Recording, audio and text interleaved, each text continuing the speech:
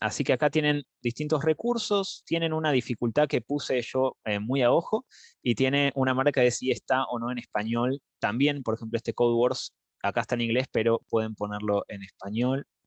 Em, y hay distintos recursos de Python, ciencia de datos, estadística de probabilidad, matemáticas, deep learning o inteligencia artificial, procesamiento de lenguaje natural, otras colecciones, cosas más relacionadas con neuro.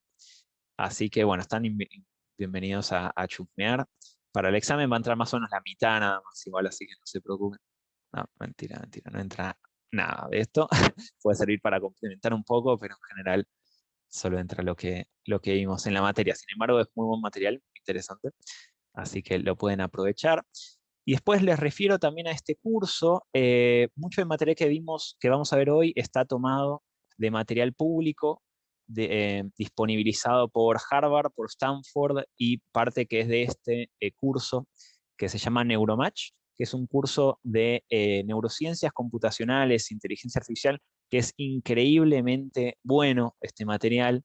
Hubiera estado bueno ver todo este contenido, la verdad. Es bastante avanzado de todos modos, pero es excelente. La verdad que si hay un norte para estudiar todo esto, este curso es un buen punto de partida. Van a ver que mucho de lo que vimos está a lo largo del curso, con más detalle, más riguroso, más formalidad, pero van a ver que mucho es conocido.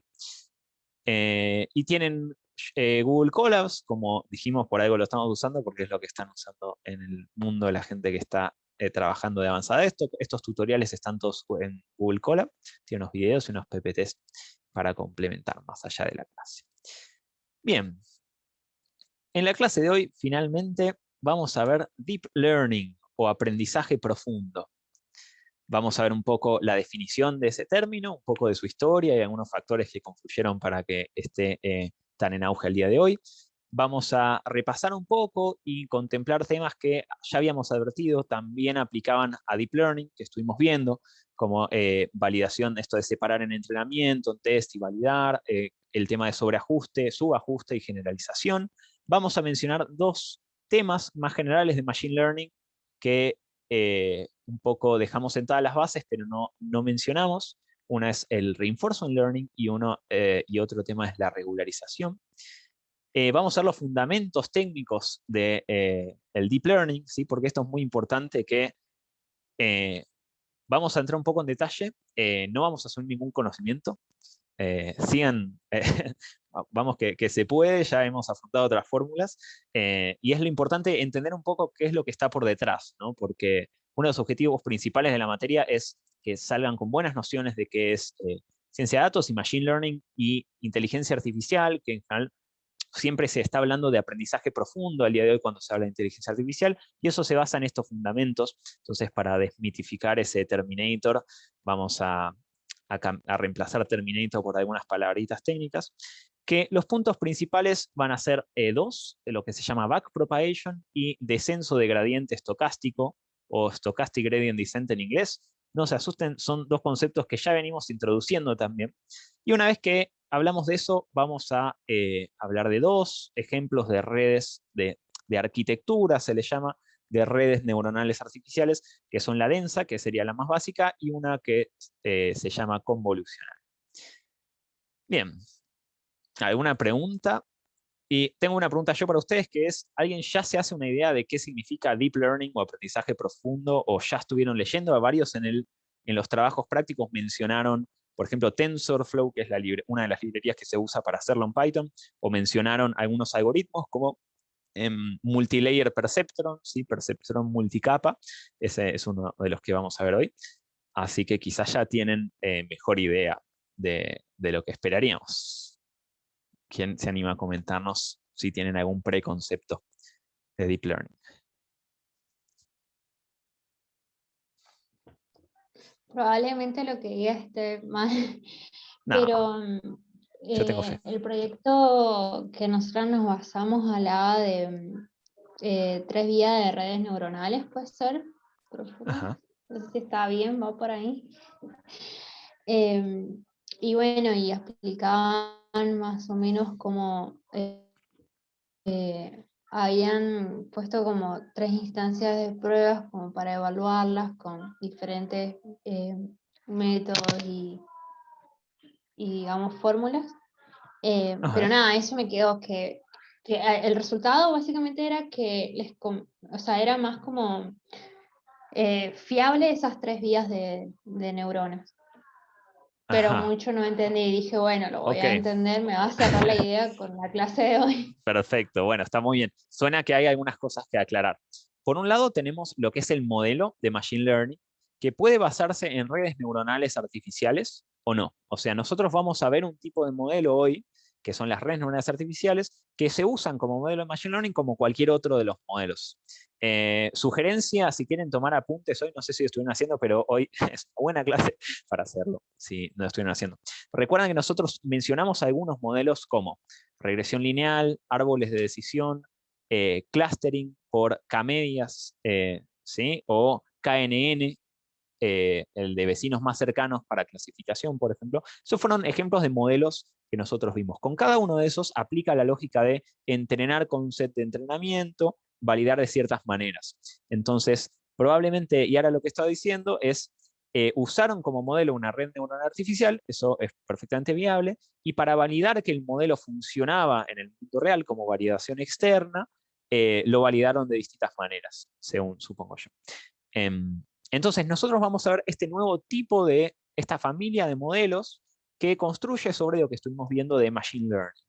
Y vamos a ver unas cuantas cosas, pero los puntos principales que tendrían que llevarse de esta clase es, bueno, no olvidar lo que ya vimos de sobreajuste, generalización y cómo para hacer la validación, para testear la validación efectivamente, uno prueba con datos que nunca fueron observados antes, ¿sí? Y eso que ya vimos. Después, en cuanto a Deep Learning, vamos a ver que las redes neuronales artificiales son básicamente un montonazo de capas de una misma función que puede ser como la regresión lineal que vimos. Entonces, vamos a tener ciertos datos de entrada, vamos a tener como si fuera una regresión lineal y vamos a tener un montón de esas una tras de la otra, básicamente. Eso va a ser la red neuronal artificial. Y hay dos conceptos que son claves para entender cómo funciona ese modelo, que es cómo se entrena. Y estas son estas dos palabras mágicas, backpropagation y stochastic gradient descent, que lo que van a significar es la red aprende, como estuvimos hablando con los otros modelos, aprende modificando los parámetros que tiene dentro para que mejore la función de costo o la función objetivo. ¿Sí?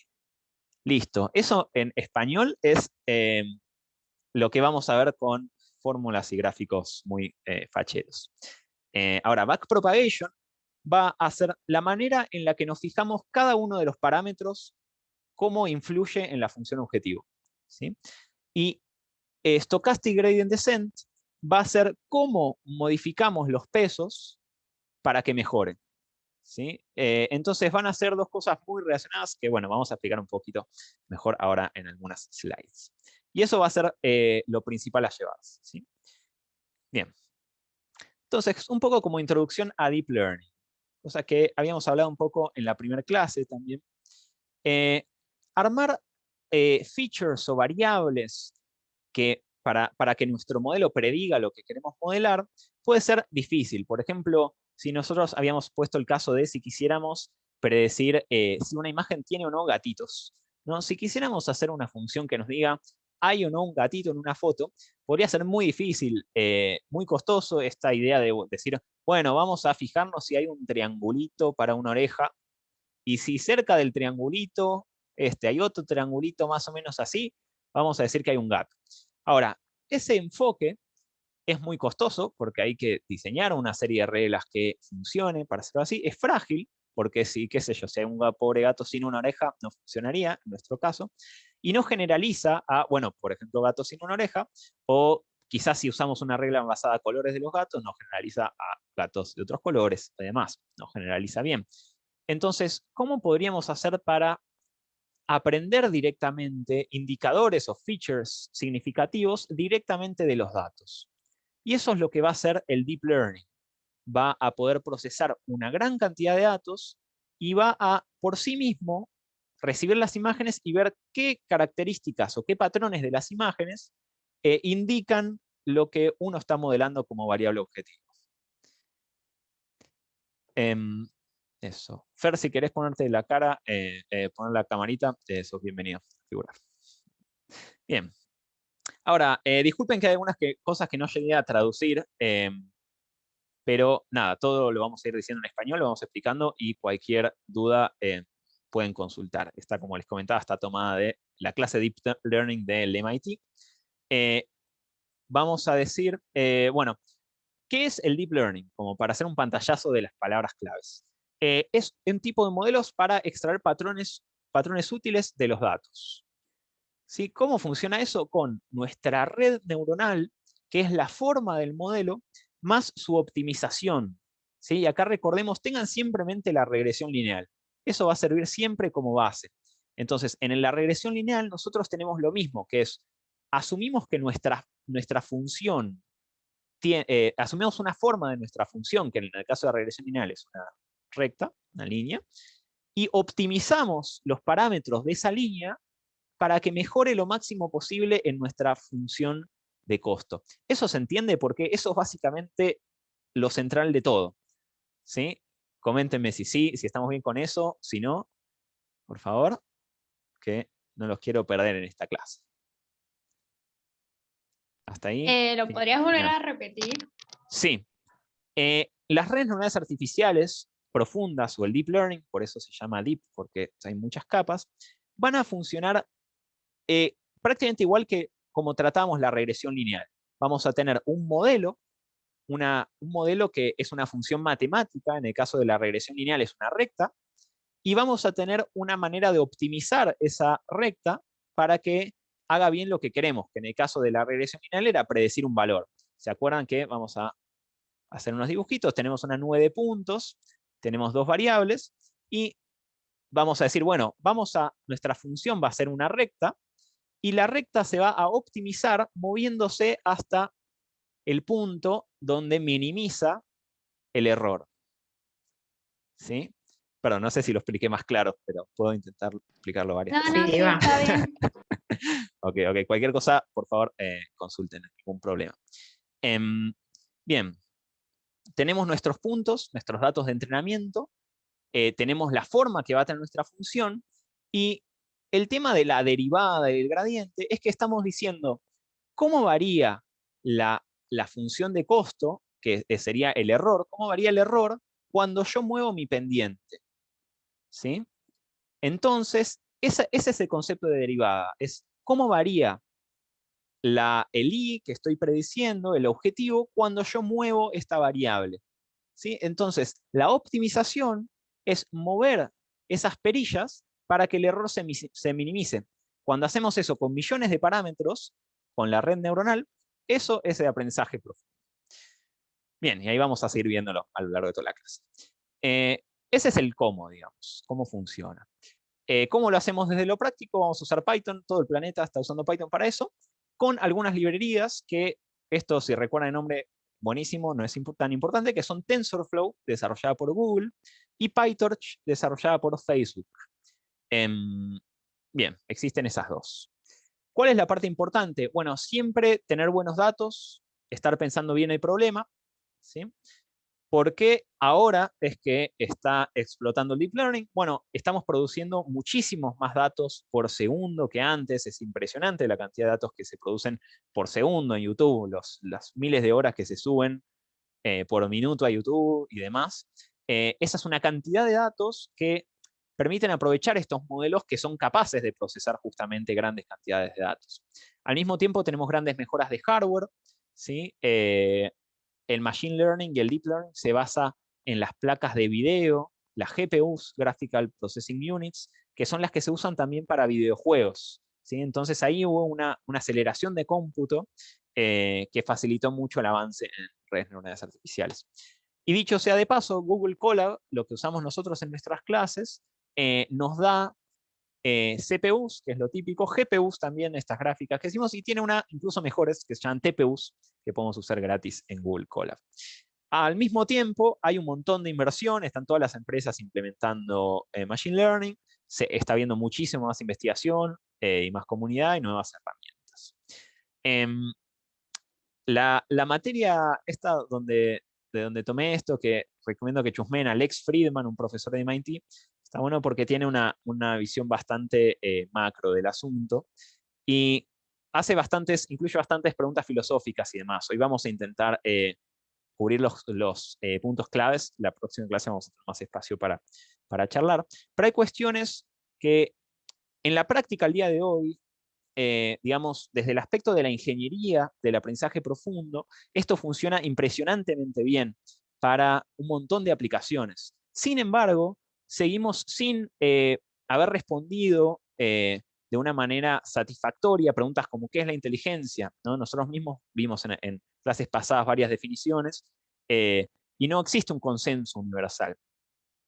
Y bueno, desde lo ingenieril hay un montón de aplicaciones impresionantes que funcionan muy, muy bien al día de hoy. Cosas que antes hacían los humanos y ahora se hacen solas o incluso hacen mejor que nosotros, que eso pasa en muchos casos. Em, y también cosas que no se pensaban que eran posibles, que ahora estas redes neuronales artificiales pueden hacer, como este modelo que habíamos visto de speech to face, que recibiendo 10 segundos de audio reconstruye la cara de la persona. Entonces, esa tarea no existía, no es algo que hicieran las personas antes, que ahora se resolvió con Deep Learning, sino que simplemente aparecieron y lo hacen muy bien. Y algunas aplicaciones que existen son reconocimiento facial, clasificación de imágenes, reconocimiento, bueno, esto en realidad es traducción, ¿no?, del discurso a texto, generación de texto a voz, ¿sí? Hay modelos donde uno tipea cualquier texto y genera un video, genera un audio de ese texto siendo hablado con alguna voz, transcripción de manuscritos a compu, traducción entre idiomas, diagnóstico médico, ¿sí? Diagnóstico en salud mental, obviamente también, autos que se manejan solos, asistentes virtuales, recomendaciones de marketing y demás, y que jueguen juegos con una cosa que ahora vamos a definir. Bueno, bien. Pueden interrumpir cuando tengan alguna pregunta.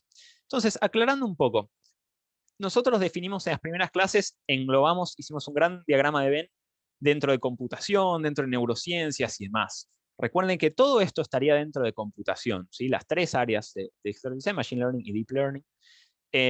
Y notemos que Machine Learning es una subárea de inteligencia artificial y Deep Learning es a su vez un subárea de Machine Learning, ¿sí? Entonces, Machine Learning y ojo que estas sí son preguntas importantes, tranquilamente podrían ir al final si te toca rendirlo. Machine Learning son todos los programas que aprenden, entre comillas, a partir de datos. Deep Learning son estos modelos que se basan en muchas capas, básicamente. Por eso se llama profundo y este no. Básicamente eso. Incluso el elemento fundamental de las redes neuronales artificiales es un modelo que se llama regresión logística, que se usa como modelo independiente, quizás ustedes lo han usado, y estaría dentro de Machine Learning, o incluso estaría dentro de estadística tradicional. Pero ahora, cuando uno agarra esa misma función que funciona con estos principios que estuvimos hablando y apila millones de esas son las redes neuronales artificiales. Me gustaría aclarar una cosa más. Hay una predominancia de la idea de que la inteligencia artificial busca emular comportamiento humano. Eso es incluso algo que en algún TP lo explayaban. Esa es una visión bastante conservadora. No es necesariamente así. La inteligencia artificial también busca emular y trabajar sobre la inteligencia y demás constructos abstractos más allá del humano. Entonces, por ejemplo, la teoría del aprendizaje estadístico, que es el marco formal matemático que tradicionalmente trató con Machine Learning, para nada piensa en los humanos, ¿sí? Sino simplemente en el proceso de aprendizaje desde una visión estadística. Y especialmente esto quizás cobra más relevancia en la próxima clase, donde vamos a ver un poco los temas más fascinantes de vanguardia, que, bueno, donde empezamos a tener modelos de inteligencia artificial que son bastante generales, por ejemplo. Entonces, había un trabajo, me acuerdo que describieron bastante un trabajo que era bastante conservador, que decía que no se iba a poder ser general en las inteligencias artificiales y demás. Sin embargo, al día de hoy ya tenemos inteligencias artificiales generales. Ahora, una aclaración importante que hago rápidamente, no son tan generales como los humanos, no es que aprenden a hacer todo muy bien, sino que aprenden a hacer muchas tareas, un mismo modelo. ¿Sí? Pero bueno, ahí ese es un pequeño disclaimer, volvamos un poco más de a pasos. Agustina, ¿querés hacer una pregunta? Ten ese micrófono. Ay, no, perdón. No pasa nada, no pasa nada. Fue sin querer. No hay drama. Bien, entonces decimos, Deep Learning va a ser un subconjunto de modelos de Machine Learning que usan estas capas de muchos modelos. Sin embargo, las tareas van a ser las mismas de las que estuvimos hablando siempre. Entonces podemos tener tareas supervisadas de clasificación o de regresión. Clasificación cuando la variable de output o de salida es categórica, ¿sí? Te dice tal clase, tal otra. Puede ser una regresión cuando la variable de salida es continua. Y ahora vamos a tener que ampliar un poco nuestros conceptos de regresión, porque nuestra variable continua puede tranquilamente ser una foto. ¿Sí? Entonces, cuando el modelo está prediciendo, por ejemplo, la cara de una persona a partir de su audio, eso es un problema de regresión donde predice los valores de cada píxel. ¿Sí? Así que, bueno, regresión puede ser muy abarcativo.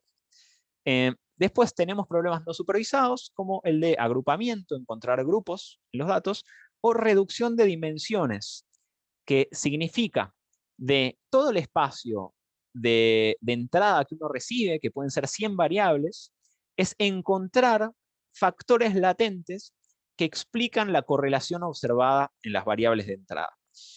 Quizás eso fue bastante, no sé si lo habrán seguido, pero por ejemplo, si tenemos 20 variables comportamentales, nosotros asumimos que está el perfil de la personalidad de la persona.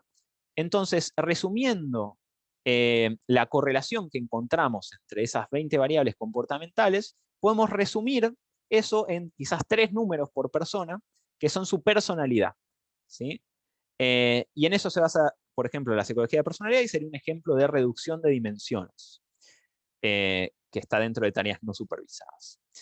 Y siempre vamos a tener ciertos datos de entrada, vamos a tener un modelo que aprende y vamos a tener, en el caso de supervisado, especialmente, un output que sabemos que es correcto para que el modelo aprenda. Una vez que entrenamos nuestro modelo, podemos pasarle datos nuevos, el modelo ya está entrenado y nos va a dar su mejor intento para los nuevos datos. Bien, es que esto es básicamente lo que ya habíamos visto, pero ahora ya hablando de redes.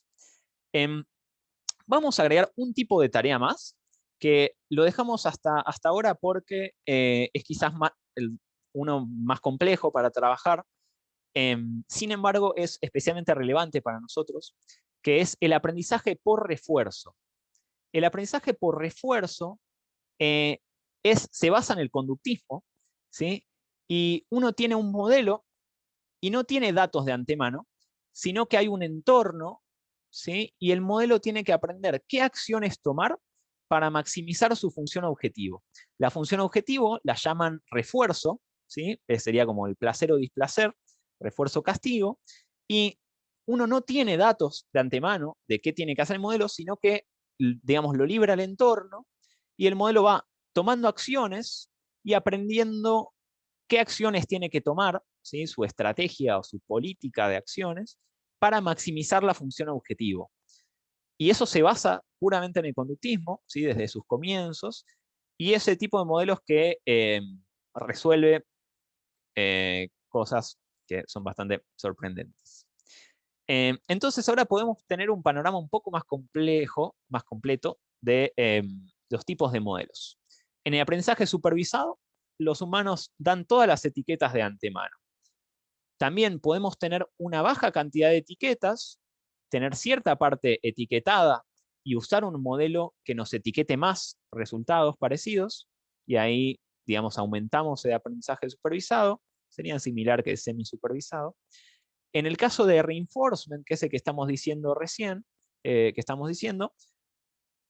humano solo le dice la función objetivo, ¿sí? Entonces, sería como decir, tenés un avatar en una pantalla y tu objetivo es hacer reír a la persona que lo está viendo, ¿sí? Entonces, uno diseña cuál va a ser el objetivo del modelo, pero uno no tiene datos, sino que el modelo solo va a aprender qué tiene que hacer para mejorar en la tarea.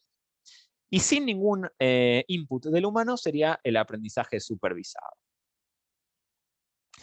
Bien, entonces, nosotros hablamos de que el deep learning o las redes profundas van a directamente aprender de los datos para resolver la tarea. En cambio, nosotros en Machine Learning tenemos un paso previo que se llama Feature Extraction, ¿sí? Armado de features, que uno tiene que hacer manualmente para después hacer la clasificación. Entonces, suponiendo que estamos trabajando con imágenes, en Machine Learning tradicional, uno podría decir, bueno, vamos a encontrar los bordes en la imagen, contar la cantidad de verde, ¿sí? Uno puede tomar la imagen y sacar un valor que sea cantidad de píxeles verdes en una imagen, por ejemplo, y cantidad de píxeles, no sé, celestes. Y tener un modelo de clasificación muy simple que te diga si la imagen es de un paisaje o no, por ejemplo. Y en ese caso, uno tiene que armar los features que va a usar el modelo. Entonces, eso es vulnerable a que uno lo haga mal o que, bueno, básicamente que uno lo haga mal. Además de que uno no va a poder ser exhaustivo para armar efectivamente buenos features. En cambio, en Deep Learning, la red va a recibir la imagen completa, ¿sí? Y va a aprender sola, entre comillas, también, de nuevo, porque es un simple modelo matemático, va a aprender sola a, eh, a ver qué tiene que atender en la imagen para hacer la clasificación, ¿sí? Y el modelo va a tener muchos más parámetros, va a ser mucho más capaz de procesar miles y miles de datos. Entonces nos vamos a encontrar que en cambio de, por ejemplo, la regresión lineal, las redes profundas van a poder mejorar y mejorar y mejorar cuando uno le pasa más y más y más datos. Y esto tiene que ver con la capacidad del modelo y la cantidad de parámetros. Entonces, imaginen que nosotros tenemos nuestra nube de puntos, ¿sí? Y queremos ajustar una regresión. Esto de las redes va a ser exactamente igual, solo que vamos a estar trabajando no en 2 dimensiones, como estamos viendo acá, sino en cientos o más, ¿no? O sea, un píxel de una imagen va a ser un eje. Entonces vamos a tener posiblemente miles de variables. Pero funciona igual al principio. Entonces pensemos en una regresión lineal. La regresión lineal, para ajustar estos datos, lo mejor que puede hacer es, perdonen la calidad de mis líneas, bueno, vamos a elegir la línea, ahí está mejor. Lo que va a hacer la regresión lineal es pasar lo mejor que pueda por los puntos. Pero no importa cuántos datos uno agregue, tiene un límite cuánta información puede absorber de esos datos, ¿sí? Porque siempre va a ser una recta. Ahora, un modelo más capaz, de más complejidad y con más parámetros, tiene la capacidad de ajustarse más y más a los puntos. Entonces, con más datos, puede seguir mejorando, ¿sí? Tiene más capacidad de aprendizaje. La red neuronal, en comparación a una regresión lineal que tiene un solo parámetro, y estos tienen miles de millones. Bien, ¿preguntas sobre esto? Sin ninguna vergüenza, por favor, estamos acá para aprender.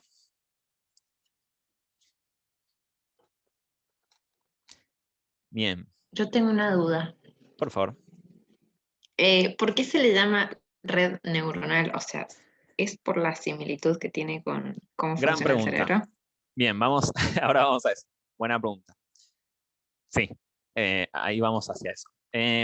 Entonces, vamos un poco a la historia para responder a la pregunta. Si alguien tiene otra pregunta, por favor, hágala. Profe, ¿qué pasa con la generación en el caso de la recta? Nos pregunta Iván por el chat. Muy buena pregunta. Efectivamente, ahí está lo que se llama el trade-off, o sea, el balance entre sesgo y generalización, ¿sí? Porque lo que pasa es que la recta tiene mucho sesgo en el sentido de que, dicho mal y pronto, tiene mucho prejuicio. La recta siempre va a ser una recta. no importa la opinión, lo que le digas, siempre va a ser una recta. Entonces, tiene un límite a cuánto puede sobreajustar, ¿sí? Porque nosotros recordemos que sobreajuste sería, imaginen que queremos predecir en notas en un examen y tenemos un valor que son DNIs, obviamente no podemos usar eso para predecir, pero entonces un modelo que pasa por todos los puntos podría memorizar, podría pasar exactamente por todos los puntos y así sobreajustar y entonces generalizar mal, porque cuando reciba un nuevo punto puede estar en cualquier lado, ¿sí?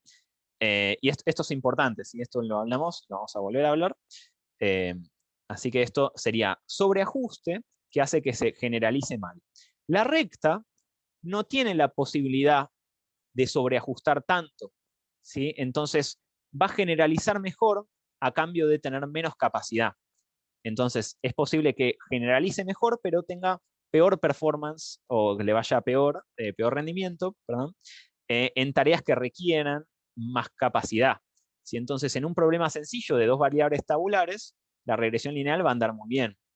Pero cuando estemos hablando de imágenes con miles y miles de variables, vamos a necesitar la capacidad de una red neuronal para que aprenda a realizar la tarea. Y la red neuronal sí tiene capacidad de pasar por todos los puntos, ¿sí? Lo pueden pensar porque tiene millones de parámetros, por ejemplo. Bien, espero haber respondido y no haber confundido. Cualquier cosa, pregunten de nuevo o pregunten otra cosa. Bien. Profe, supongo que lo va a Continuamos. explicar, supongo que lo va a Sí. explicar, pero si vemos que Deep Learning puede trabajar con diferentes variables, con infinitas variables, ¿cómo hace para no traducirse en un sobreajuste total? Bueno, esa es una gran pregunta. Esa es una muy buena pregunta que vamos a responder desde el concepto. No vamos a llegar a ver las técnicas, pero lo que se hace se llama regularización, ¿sí? La regularización es evitar, es exactamente eso. Regularización son las técnicas para que el modelo no sobreajuste a los datos de entrenamiento, ¿sí? Y hay muchas técnicas. Hay técnicas que un poco varían por modelos. Entonces, por ejemplo, en el caso de la regresión, uno puede regularizar una regresión también cuando tiene muchas variables. Y lo que hace, bueno, no importa, no quiero entrar en detalle, pero hay técnicas con los distintos modelos para evitar eso. En las redes neuronales van a tener sus técnicas, nosotros vamos a mencionar una sola. Y bueno, nada, es básicamente para evitar que aprenda demasiado los datos de entrenamiento. De todos modos, uno siempre va chequeando con los datos de validación para ver que esté generalizando bien. Pero es una muy buena pregunta, Jorge. Y la respuesta es las técnicas de regularización, ¿sí? Y eso es lo importante para todos también. ¿Cómo evitamos el sobreajuste? Con Perfecto, regularización. profe, gracias. De nada. Cualquier cosa, consulten. Muy buena pregunta. Bien. La historia entonces del Deep Learning. Las redes neuronales empiezan a surgir en la década del 50, con las primeras que son la neurona de McCulloch y Pitts, está un poco más adelante. Después sale el perceptrón, ¿sí? Que lo inventa un psicólogo, Rosenblatt, así que dale que se puede. Después backpropagation, algunos otros modelos, modelos más avanzados. Vamos a ver hoy la red convolucional, ¿sí? Que es esta que está acá, Convolutional Neural Networks. Aparece el concepto de Deep Learning. Y después hubieron algunos hitos muy importantes en los últimos años, que una es, por ejemplo, ImageNet. Deep Learning se articula, y Machine Learning en general, se articula mucho con conjuntos de datos, como challenges. Así como pasa en TikTok, pasa en el Deep Learning. Uno pone un challenge con un dataset que es, bueno, a ver quién puede resolver la tarea de, por ejemplo, esto, reconstruir las caras a partir de audios.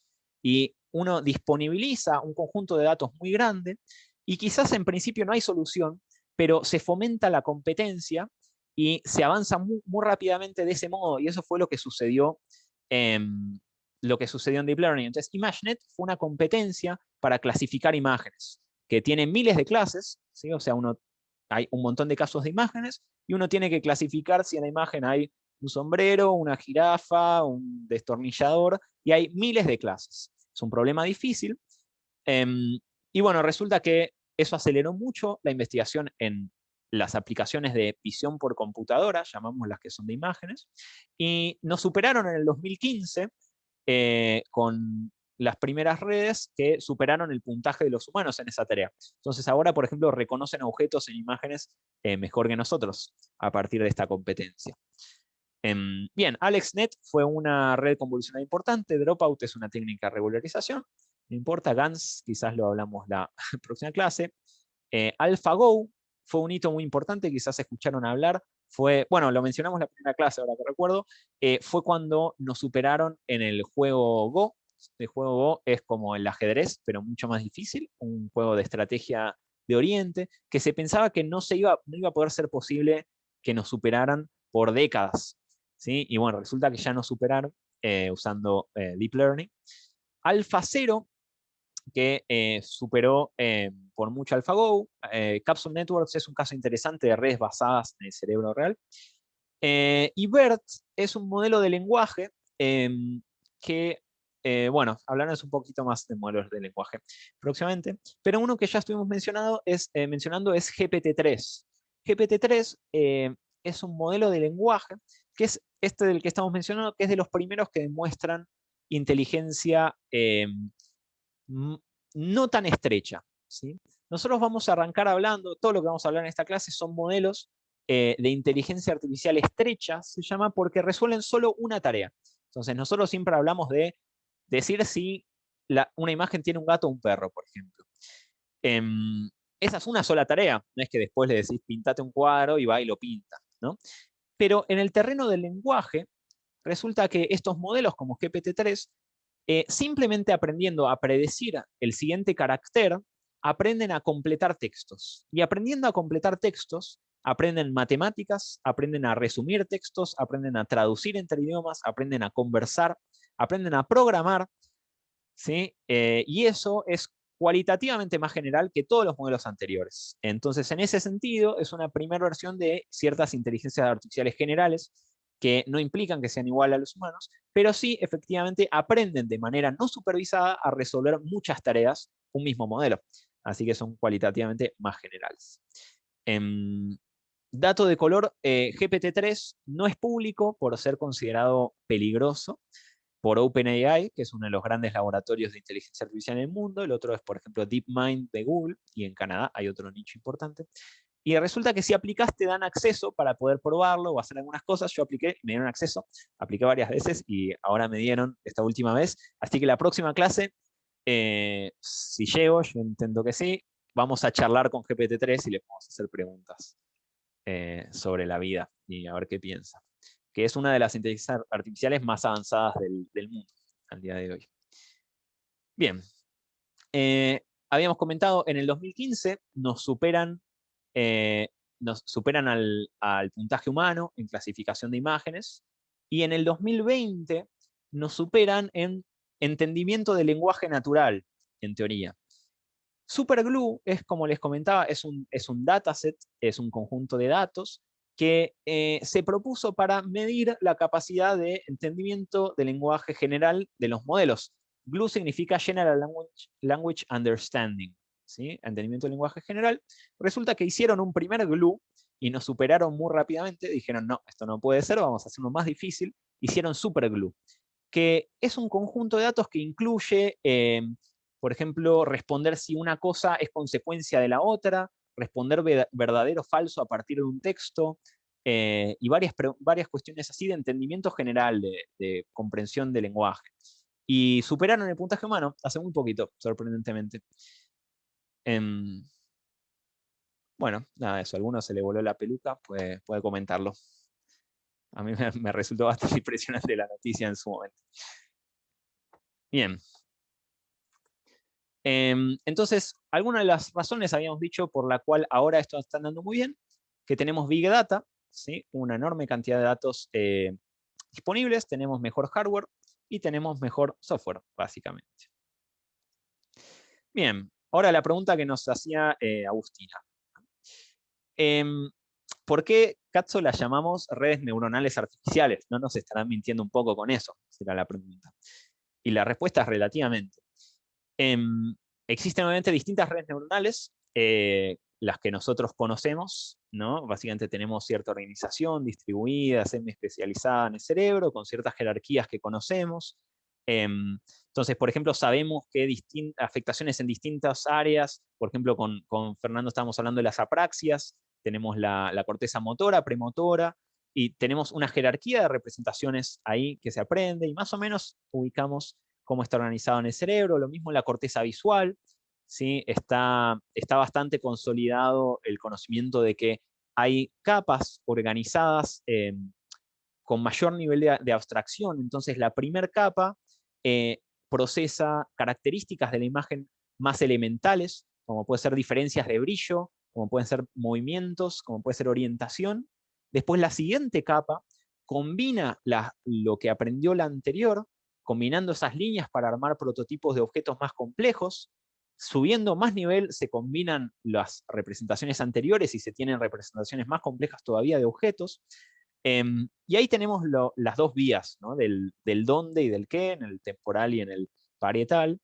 Y conocemos que en el cerebro se da esta jerarquía de representaciones.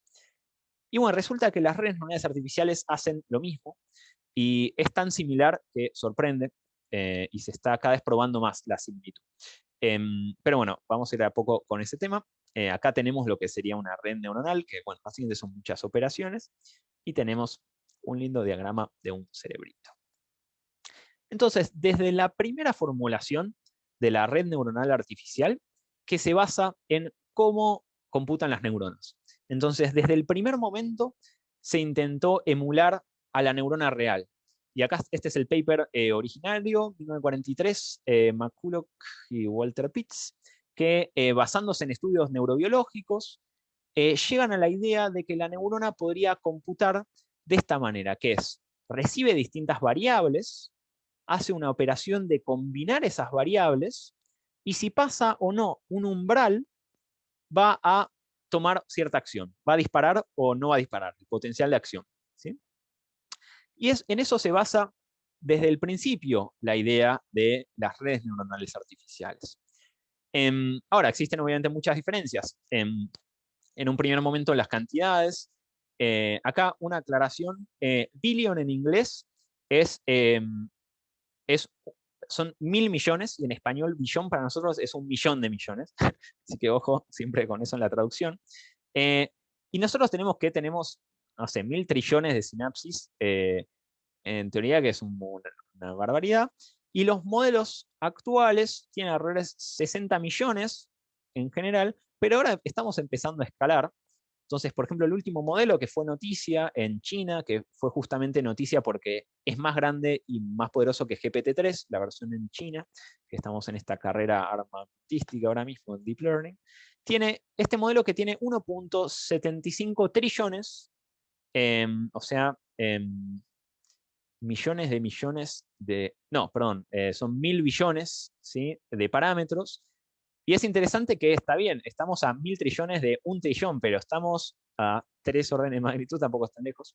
De todos modos, sigue habiendo unas cuantas diferencias muy importantes. Entonces, la neurona artificial se basa en la idea de que representa el cómputo elemental que hace una neurona, ¿sí? Pero obviamente hay un montón de cosas que no engloba la neurona artificial. Entonces, en la neurona natural nosotros tenemos dendritas, un núcleo, el soma de la neurona, tenemos el axón con sus vainas de mielina y todas las cosas, las distintas ramas, terminales, botón sináptico y todo eso.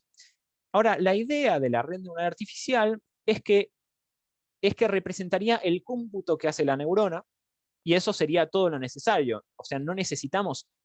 La neurona artificial no es una simulación de la neurona natural, y no necesitaría ser una simulación de la neurona natural, porque, por ejemplo, mecanismos de metabolismo celular no hacen falta para emular el cómputo que hace, ¿sí? Que sería solamente integrar información de entrada y generar o no un potencial de acción. Algunas diferencias. Bueno, tenemos muchísimas más sinapsis. No tenemos tantas capas definidas en este sentido estricto como tienen las redes neuronales artificiales. vamos a ver que las redes neuronales artificiales usan descenso de gradiente para aprender que qué es descenso de gradiente. Es lo que hablamos al principio. El gradiente es cómo tengo que cambiar mi parámetro para que mejore la función de error, ¿sí? Y ese cómo tengo que cambiar se propaga por la red. Ahora, un poco de paciencia, ya especificaremos eso, pero el cerebro humano no puede usar ese algoritmo, al menos en la forma que lo estamos formulando y lo vamos a hablar al día de hoy. Existen variaciones que buscan ser factibles biológicamente y estamos sorprendentemente cerca a mi gusto de tener hipótesis mucho más cerradas sobre cómo funciona todo esto. Pero en principio estaría esa diferencia con las redes artificiales típicas. Otra diferencia, el consumo de poder. Las redes biológicas usan muy poquito al lado de las artificiales, que son un problema para el cambio climático, justamente porque se está usando mucho cómputo y es costoso, ¿sí? No es tan eficiente. Y otras cuestiones como que las redes biológicas, por ejemplo, nunca terminan de aprender, ¿sí? Están siempre aprendiendo, y las redes artificiales, en principio no, hay variaciones, existen redes diseñadas para seguir aprendiendo siempre y multimodales y otras cosas, pero en principio las principales, digamos, las entrenamos para una tarea, dejan de aprender y las usamos para otra. ¿Alguna pregunta sobre todo esto?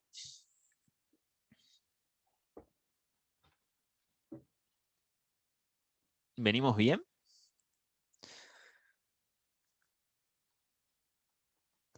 Venimos bien. Bien. Ah, porque no aparecieron las fórmulas. Acá hay algunas. No miren. Nada, mentira. Bueno, historia de las herramientas. Ahora no es muy importante esto, pero la primera gran computadora, primera versión medio analógica del primer perceptrón, apareció en los 60. Después aparecieron distintas cosas y las dos librerías más importantes al día de hoy son PyTorch y TensorFlow a través de Python. Bien, entonces, pero no sé, esto lo minimizo. Bien, entonces nuestra red neuronal va a funcionar así. Vamos a tener un input que van a ser ciertas variables, ¿sí? Entonces, perdón, quiero ir a esta primero. Nosotros podríamos tener un input que sean variables estructuradas, ¿sí? Como estuvimos haciendo con todos los modelos. Entonces, podríamos tener que nuestro input es, por ejemplo, esto, cantidad de habitaciones, tamaño de la casa y el número del barrio. Después, eso pasaría por todas las neuronas artificiales y la salida final de la red va a ser el precio estimado total de la casa, ¿sí? Y lo podemos usar eso en un mapita y que nos quede ahí. Eso, o sea, podemos trabajar con datos tabulares, pero Deep Learning va a lucirse en lo que son las tareas perceptuales, se las llama, que es justamente procesar datos desestructurados como imagen, audio o texto, que es lo que también nos interesa más a nosotros como psicólogos. Poder analizar, por ejemplo, lo que pasa en una sesión o el discurso libre del paciente. O, por ejemplo, reconocer emociones en una imagen también, con los gestos. Entonces, tendremos como input una imagen. Esa imagen son valores de píxeles, ¿sí? Entonces imaginen que son muchos numeritos, que van a entrar a nuestra red y la red, cada neurona va a hacer unos cálculos, va a multiplicar la entrada por sus parámetros y eso va a dar una salida. Cada neurona va a hacer lo mismo y la salida final va a ser qué clase pertenece lo que estamos viendo. Y vamos a tener, por un lado, la respuesta que tiene el modelo y la respuesta que queríamos o que era la correcta, ¿sí? Así como estuvimos entrenando los otros algoritmos de Machine Learning, en este caso de clasificación, ¿sí? Entonces, este proceso se lo llama feed forward o el pasaje directo de entrada-salida. Entonces, recibimos ciertos datos y vamos calculando estos numeritos y esto nos da una salida. Ahora, nosotros lo que vamos a hacer, como dice un poco acá en inglés, es nosotros tenemos acá cuánto le pifió la red, ¿sí? Y tenemos, sabemos todos los parámetros que conforman a la red, entonces vamos a decir, bueno, si yo varío este parámetro de esta neurona hacia tal lado, por ejemplo, ¿cómo cambiaba la salida? ¿Sí?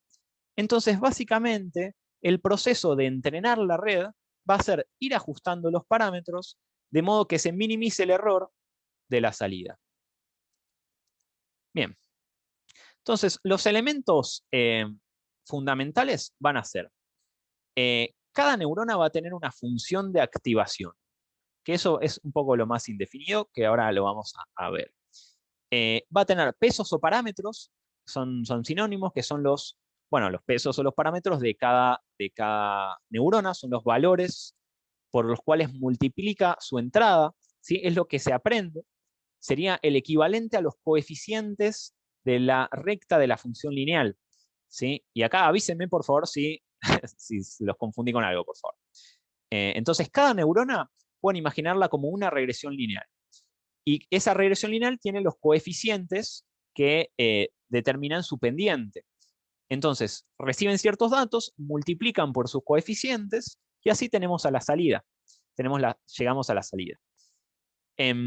Vamos a tener nuestra función de costo o nuestra función objetivo, que es lo que queremos minimizar, o nuestra función de error también, y vamos a tener una lógica o un procedimiento para ir ajustando los pesos en función de la función de error. Entonces, ¿qué es esto de la función de activación? Bueno, la función de activación lo que hace es introducir una no linealidad en la red. ¿Por qué? Hablamos nosotros antes de la regresión lineal. Si nosotros tuviéramos que, por ejemplo, clasificar estos puntos en rojos y verdes, ¿sí? En este gráfico, no podríamos claramente hacerlo con una recta. Entonces, si nosotros le damos al modelo la posibilidad de básicamente curvarse, ¿sí? O hacer operaciones no lineales, el modelo puede aprender esta frontera entre una clase y la otra, ¿sí? Y esto va en realidad bastante más allá, que es lo que permite que la red genere representaciones de lo que aprende, ¿sí? Y, perdón, ahí adelanté una slide, que es un poco el detalle de lo que estamos hablando. Entonces, una neurona, y acá sí, con toda la rigurosidad del mundo, aunque no hace falta que después desarrolle nada, simplemente seguir conceptualmente, una neurona va a ser lo siguiente. Vamos a tener entradas que van a ser nuestros X de acá, ¿sí? Que serían nuestras variables, que pueden ser o los valores de píxeles de una imagen, o pueden ser los datos estructurados de, por ejemplo, los valores de la casa, ¿sí? En el ejemplo que veíamos recién. Cada neurona lo que va a hacer es aprender un coeficiente por el cual multiplicar cada variable. Esto es igual a la regresión lineal, ¿sí? Quizás hay una variable, por ejemplo, que es muy importante, ¿sí? Entonces, imaginen que imaginen que queremos predecir el precio de una casa y tenemos, esto sería un mal problema, pero imaginen que tenemos una variable que es el precio en dólares de la casa, que no tendría mucho sentido hacer ese modelo, pero en ese caso que tuviéramos, por ejemplo, una variable que es la única que importa, la red aprendería a priorizar mucho, a tener este peso más alto y, por ejemplo, que los otros pesos sean más bajos. ¿Sí? Entonces, de este modo, aprende qué cosas tiene que tomar para tomar la decisión. Bien, entonces una neurona va a recibir las variables de input, va a multiplicar por cada uno de los pesos a cada variable, va a sumar el resultado de eso. Esto es lo que se llama una combinación lineal de las variables, o sea, va a ser una combinación lineal de lo que entra, pueden quedarse con combinación, y después va a aplicar una función no lineal al resultado, ¿sí? Que permite que el modelo tenga estas fronteras de decisión curvas, ¿sí? Y para terminar de definirlo, el ejemplo más típico es la función sigmoidea, que tiene esta forma que tenemos acá abajo. Y bueno, básicamente eso. Y así se ve la neurona en su forma matemática.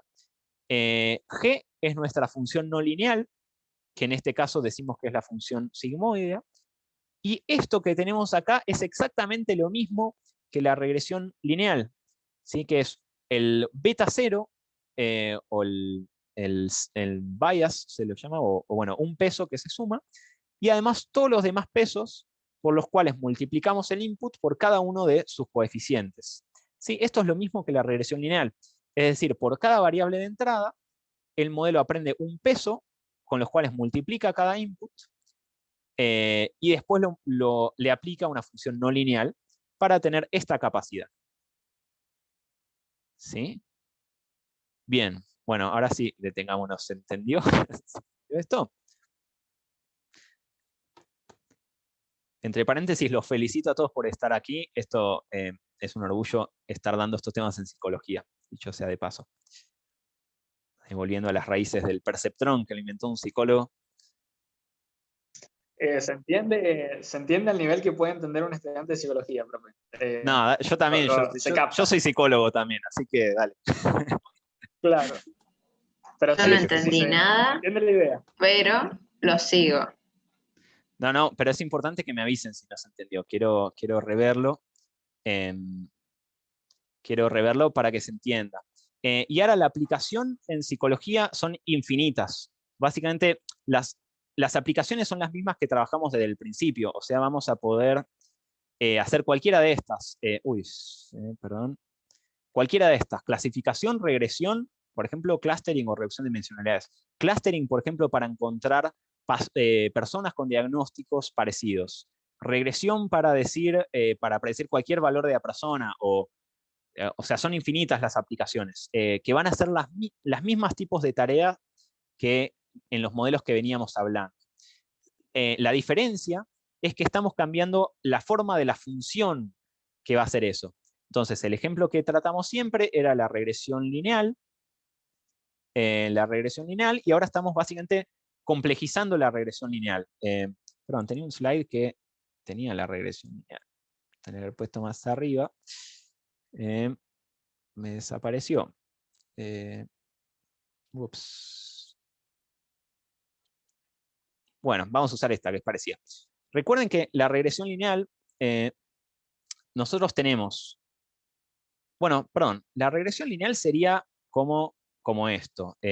Tendríamos una neurona, tendríamos, perdón, vamos a hacer un slide vacío. Segundito, perdón. Estamos acá, slide vacío, así hacemos unos dibujitos, presentamos. Bien. Entonces, una regresión lineal sería como decir, suma y ninguna función no lineal. Tendríamos x1, x2, por ejemplo. Bueno, o la cantidad que sea. xn, hacemos, sumamos esas y multiplicamos por sus pesos, ¿sí? Y esto nos da la salida. Esto es lo mismo que nuestro vector x, así como tenemos en... acá es el lío de esto es que no me deja... Ahí está. Esto sería lo mismo que esto, solo que sin la función no lineal. Y esto es la regresión lineal con la que venimos tratando.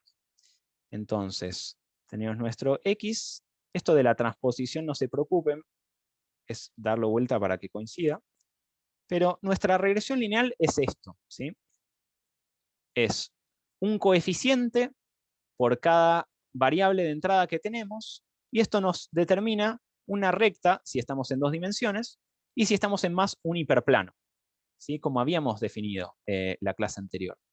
Entonces, eso es la regresión lineal. Lo único que agrega la red neuronal es una función no lineal, que acá llama g, para que la recta pueda ser curvada, básicamente. Entonces, al resultado de esta... Bueno, ¿qué acaba de pasar? Ahí está. Al resultado de esta fórmula le aplicamos esa función no lineal y ahí tenemos lo mismo de lo que estamos hablando, ¿sí? Que es con la regresión logística. Siguen ahí, ¿no? No sé, se volvió un poco loco la compu. Sí, pero no se ve muy bien. Ok. Bien, entonces, y ahora las aplicaciones son todas las mismas que las tareas que venimos hablando. Estamos básicamente cambiando la forma de la función. Lo importante en la regresión lineal teníamos la gran mayoría de los elementos iguales. Permítanme que vaya a este PPT que se llama borrador, que es la que me acuerdo que está más a mano con la regresión lineal. Nosotros en la regresión lineal, si recuerdan, aprendemos un coeficiente por variable, ¿sí? Eso nos determina la forma de la recta y eso es lo que se aprende, ¿sí? Esto es básicamente lo mismo con una función no lineal luego de eso. Uy, está medio lenta la conexión. A ver, mientras los leo. ¿Qué es la función sigmoidea? Perdón, ¿siguen ahí? Me hice reconectando. Uy, creo que se me desconectó. Sí, profe. ¿Sí? Sí, ¿Sigo Mati, acá? acá estamos. Ah, genial, perdón, me apareció, no sé si ven los cartelitos, se ve que se me desconectó un ratito. Gracias. La función sigmoidea es un ejemplo de función no lineal que podemos usar para esto, pero básicamente puede ser cualquier función no lineal que lo que hace es que permite que el modelo tenga estas curvas en lugar de ser una recta, ¿sí? Entonces puede ser cualquier función no lineal que puede ser incluso más lineal de lo que uno se imagina, ¿sí? Hay una función que se llama ReLU, que es 0 si es menor a 1 y es 1 si es mayor a 0. O sea, tiene esta forma, es así, y eso ya es suficientemente no lineal para que funcione la red neuronal. Entonces, la función sigmoidea es una función bien típica que se usa también en la regresión logística, que es básicamente una función no lineal, que es la más típica en las redes, la primera que se usaba en las redes neuronales, que simplemente agrega este paso de no linearidad a lo que era la regresión lineal que teníamos antes, ¿sí? Hasta acá es igual que la regresión lineal. Le agregamos la no linearidad y ahí tenemos nuestra primer neurona artificial, digamos, que es lo mismo que una regresión logística en este caso, con la función sigmoidea. Bien. Bueno. Entonces, lo que va a permitir la función no lineal es que la red vaya aprendiendo a curvar este espacio de entrada y armar representaciones. Nuestra red neuronal va a tener una capa de entrada, va a tener capas ocultas y va a tener una capa de salida. Cada una de estas capas son muchas neuronas, donde cada neurona es lo que acabamos de definir, que es básicamente lo mismo que una regresión lineal, pero con una función no lineal arriba, ¿sí? Y bueno, apilamos muchas de esas y ahí tenemos el principio general de las redes neuronales artificiales profundas. Bien, preguntas, podemos volver para atrás. Hay bastante información que me gustaría ver, así que yo les propongo, hagamos ahora mismo 5 minutos de recreo, que son recreo para los que quieran recreo y los que quieran preguntar cosas, yo me quedo respondiendo cosas. ¿Sí? Así que hagamos hasta ahí 10, si les parece. Bien. Voy a grabar para responderla también. No sé si ustedes escuchan también ese mensaje. Recording in progress. Bueno, muy buena pregunta y son cosas totalmente independientes. Entonces, es lo mismo que hablamos con las aplicaciones, por ejemplo. Rappi no es un ejemplo de inteligencia artificial, pero puede usar inteligencia artificial. Los androides y los robots físicos son área de la robótica, puede o no usar inteligencia artificial, y efectivamente lo más avanzado en todo en el mundo, en cualquier disciplina, va a ser usando redes neuronales artificiales profundas. Pero son cosas independientes, ¿sí? O sea, en principio acá estamos hablando del software. Son estos programas que aprenden a hacer algo. Ese hacer algo podría ser navegar en un entorno para ser usado por un robot, pero son cosas independientes, ¿sí? De paso les comento, estamos organizando una serie de cursos de interfase cerebro-computadora en UMAI, que va a estar muy bueno. Vamos a usar Deep Learning para... En ese caso sí puede que se controlen prótesis, por ejemplo, pero de nuevo la parte de robótica es completamente independiente del programa de la red neuronal. Son cosas separadas. Bueno, creo que ya son ideas. Perdón que no les di mucho recreo hoy. Hay mucho que ver. Bueno, mientras van volviendo, los invito de nuevo a hacer preguntas. Vamos a jugar y los invito a que prueben con esta página, traídas a nosotros por Google, donde podemos ver cómo se entrena una red neuronal e ir cambiando algunos de sus parámetros. Entonces, podemos elegir qué datos estamos usando. Por ejemplo, vamos a usar estos para una clasificación. Hay muchos parámetros que podemos ignorar, pero por ejemplo acá vamos a poner que la función de activación sea la función sigmoidea, como estábamos hablando recién. Podríamos ponerle regularización, que nosotros definimos el concepto, ¿sí? Que es necesario, son las técnicas para evitar el sobreajuste, ¿sí? No definimos cuáles, pero definimos un poco qué es regularización. Decimos que es una clasificación, y acá vamos a ir viendo el output, ¿sí? Donde los colores nos muestra la salida del modelo. Le ponemos play y vamos a ir viendo cómo entrena. Y acá vemos en este gráfico el error en el test y el error en el train. Y podemos decir qué variables usar. Vamos a usar x1 y x2. Vamos a ponerle una capa oculta con una sola neurona, a ver qué pasa. Y vamos a darle play.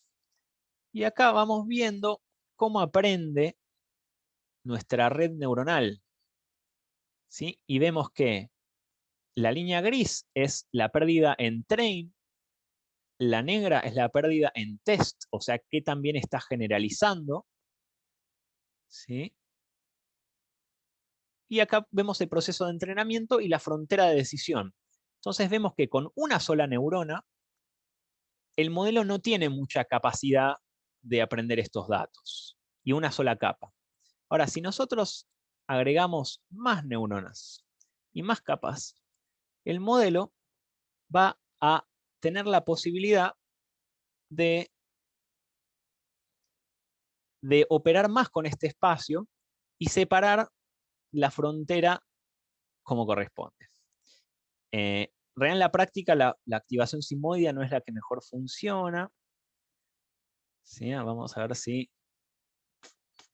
Bueno, vamos a cambiarla por otra, pero en la práctica es lo mismo. Y acá vemos la frontera de decisión que aprendió, ¿sí?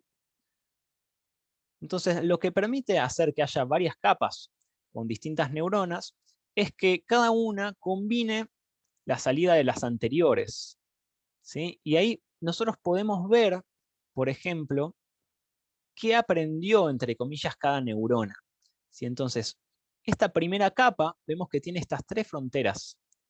Esta siguiente capa tiene combinaciones de las anteriores. Entonces, esta, por ejemplo, ya tiene más curvas. Y en la última, ya el modelo es capaz de combinar estas anteriores para tomar esta frontera de decisión como corresponde. Podemos ir a datos más difíciles, y esto los invito a que después jueguen ustedes con esto también.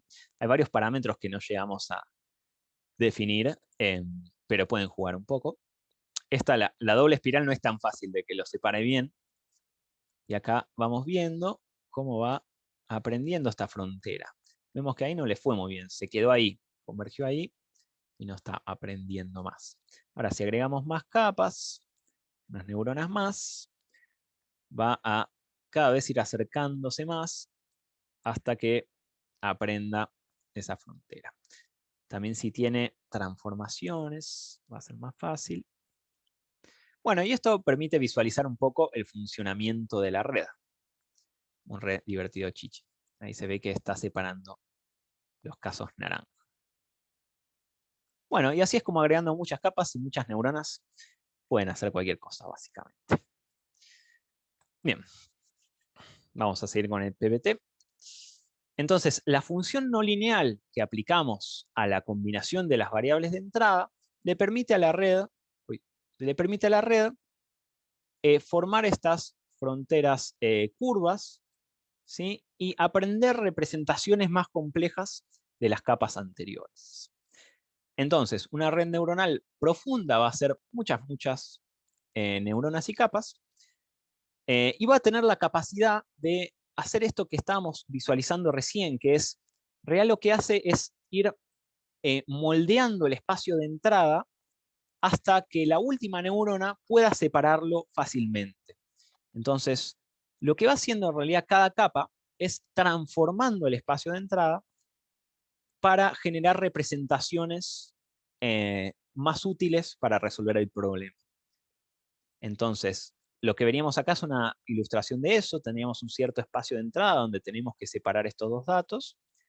La red sería capaz de moldear eso y curvarlo todo para que en algún punto lo pueda decidir fácilmente y logre separar esas clases. Y eso lo hace con la jerarquía de capas. Y la función no lineal, entonces decimos, permite que aprenda representaciones, ¿sí? Y esto es un análogo a, lo podemos ver con lo que sería este análogo a análisis de componentes principales, ¿sí? Que es esto que mencionamos de, por ejemplo, la personalidad. Y podemos hacer lo mismo con imágenes. Entonces, por ejemplo, podemos tener un modelo que aprenda a aplicar muchas de esas transformaciones, reducir la dimensión del espacio de entrada y reconstruirlo. Y en ese proceso aprende información del espacio de entrada. Vamos a bajarlo al castellano. Sé que ahí eso que dije recién se Profe, complicó. una pregunta. Sí, obvio. ¿Ese moldeamiento se daría en las capas ocultas o estamos todavía en las capas de entrada? Exactamente, no, capas de entrada hay solo una. Todo esto sería en las capas ocultas. Efectivamente, cuanto más se avanza en las capas, más abstractas serían las representaciones que aprende la red, ¿sí? Ahora, nosotros podemos tener una red cuyo objetivo sea aprender buenas representaciones latentes. Y eso lo podemos hacer con, por ejemplo, dándole esta forma. Recibe ciertas imágenes, va a tener muchas capas ocultas, vamos a obligar que lo mapee a pocos valores y que reconstruya la imagen a partir de eso. En ese proceso, la red aprende dimensiones significativas de los datos de entrada. Y ahora permítame que lo ejemplifique con personas y haciendo cosas de gatitos y perros. Imaginen que uno como persona tiene la tarea de ver una imagen de un auto, después te sacan la imagen del auto y vos tenés que reconstruir la imagen del auto. Entonces, ¿qué sería útil para hacer esa tarea bien? Bueno, uno ve la imagen, se la sacan, ¿y cómo recuerda? Uno puede decir, bueno, había un auto de este color, de esta marca, en esta orientación espacial, ¿sí? Entonces, encontrando esas tres variables sobre los autos, uno puede resumir toda la información que necesitaba, ¿sí? Entonces, esa es la lógica de esto de encontrar las dimensiones significativas, ¿sí? Y es lo que hace, por ejemplo, esto, ¿sí? Entonces, todos vieron estas aplicaciones, bueno, no lo voy a dejar mucho porque flashero, vamos a cambiarlo, pero este es un espacio latente de caras, ¿sí? Imagino que muchos vieron esta aplicación, bueno, esta aplicación que se llama FaceApp, que te pasa, por ejemplo, tu cara te hace más viejo. Entonces, ese tipo de modelos funcionan así, tienen miles y miles y millones de imágenes de caras y procesan todas esas caras aprendiendo a resumir esa cara en pocos valores y después reconstruirla. Y en ese proceso aprende conocimientos sobre las caras, ¿sí? Sobre, bueno, si yo me muevo en esta dimensión, va a aprender, o sea, si yo le cambio la orientación al auto, esto se va a ver más así, ¿sí? Y se hace eso mismo con caras. Entonces acá estamos viendo un ejemplo sencillo, donde la tarea es reconocimiento de números, y se tienen imágenes chiquitas como esto sería un 0, se tienen imágenes chiquitas de cada número. Acá estamos viendo un espacio latente de los números, ¿sí? Entonces, el modelo aprende a resumir estos factores como, bueno, si yo me muevo, por ejemplo, hacia la derecha, se hace más circular. Si me muevo hacia arriba, aparece un buclecito y una línea, ¿sí? Entonces aprende estas dimensiones, que son dos valores, en lugar de ser un montón de píxeles, que son significativas. De nuevo, es como si uno viera la imagen de un auto, recuerda, el auto era rojo, estaba en esta orientación, esta marca, y lo reconstruye a partir de eso. ¿Y cómo hizo uno para poder hacer eso? Vio millones y millones de autos, ¿sí? Y aprende a encontrar esos patrones en común. Entonces, bueno, esta me quedó me quedó, tendría que haber estado atrás. Pero entonces lo que hacen estas redes es aprender representaciones cada vez más abstractas en las capas para resolver la tarea que tienen que hacer. Y para eso procesan muchos datos. Bien, este es un ejemplo más de una red para procesar imágenes. Uno, si tiene una imagen, puede representar los píxeles como una columna de valorcitos. Esos serían las entradas de X. W serían los pesos del modelo. Acá tendríamos 3 neuronas. Entonces, el modelo básicamente multiplica los pesos que aprendió por su entrada, y eso te da ciertos puntajes de salida, que serían los puntajes de en este caso, una clasificación. Con esos puntajes, uno puede ver cuánto le erró la red y modificar los parámetros para mejorar en esa función de error, ¿sí? Y este es el punto clave del asunto. Habíamos mencionado que, bueno, esto ya lo hablamos un poco, que las redes, al tener millones de parámetros, pueden muy fácilmente sobreajustar a... Uy, perdón, estos están puestos al revés. Perdón, el subajuste estaba acá, así. Las redes, al tener millones y millones de parámetros, pueden sobreajustar fácilmente a los datos de entrenamiento. Un subajuste sería no incorporar suficiente detalle, y un buen ajuste sería un punto intermedio. Entonces, para eso, para monitorear que eso no pase, uno, como en realidad ya vimos, uno compara cómo le va en los datos de entrenamiento y cómo le va en los datos de validación. Entonces, cuando el modelo sigue mejorando en entrenamiento, pero empeora en validación, significa que sobreajustó. O sea, está memorizando o sobreajustando los datos de entrenamiento, pero no está capturando los factores que realmente te permiten decir en un caso nuevo, ¿sí? Que esa es la gracia de la generalización. Entonces, por eso separamos en train, validación y test.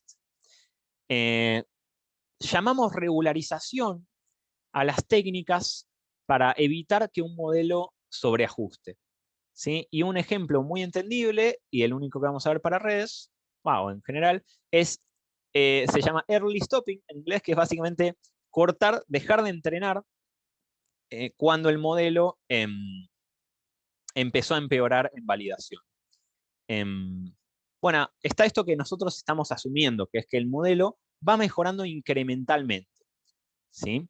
Que eso es algo que hasta ahora con los modelos ignoramos un poco. El modelo va a ir procesando datos, va a ir viendo cómo le fue con cada conjunto de datos, y va a ajustar sus parámetros para errar lo menor posible, básicamente. Y ahora vamos a formalizar un poco esos principios. ¿Se entendió conceptualmente esto de cómo funciona? Por favor, pregunten ahora. En las próximas slides vamos a profundizar un poco en eso mismo.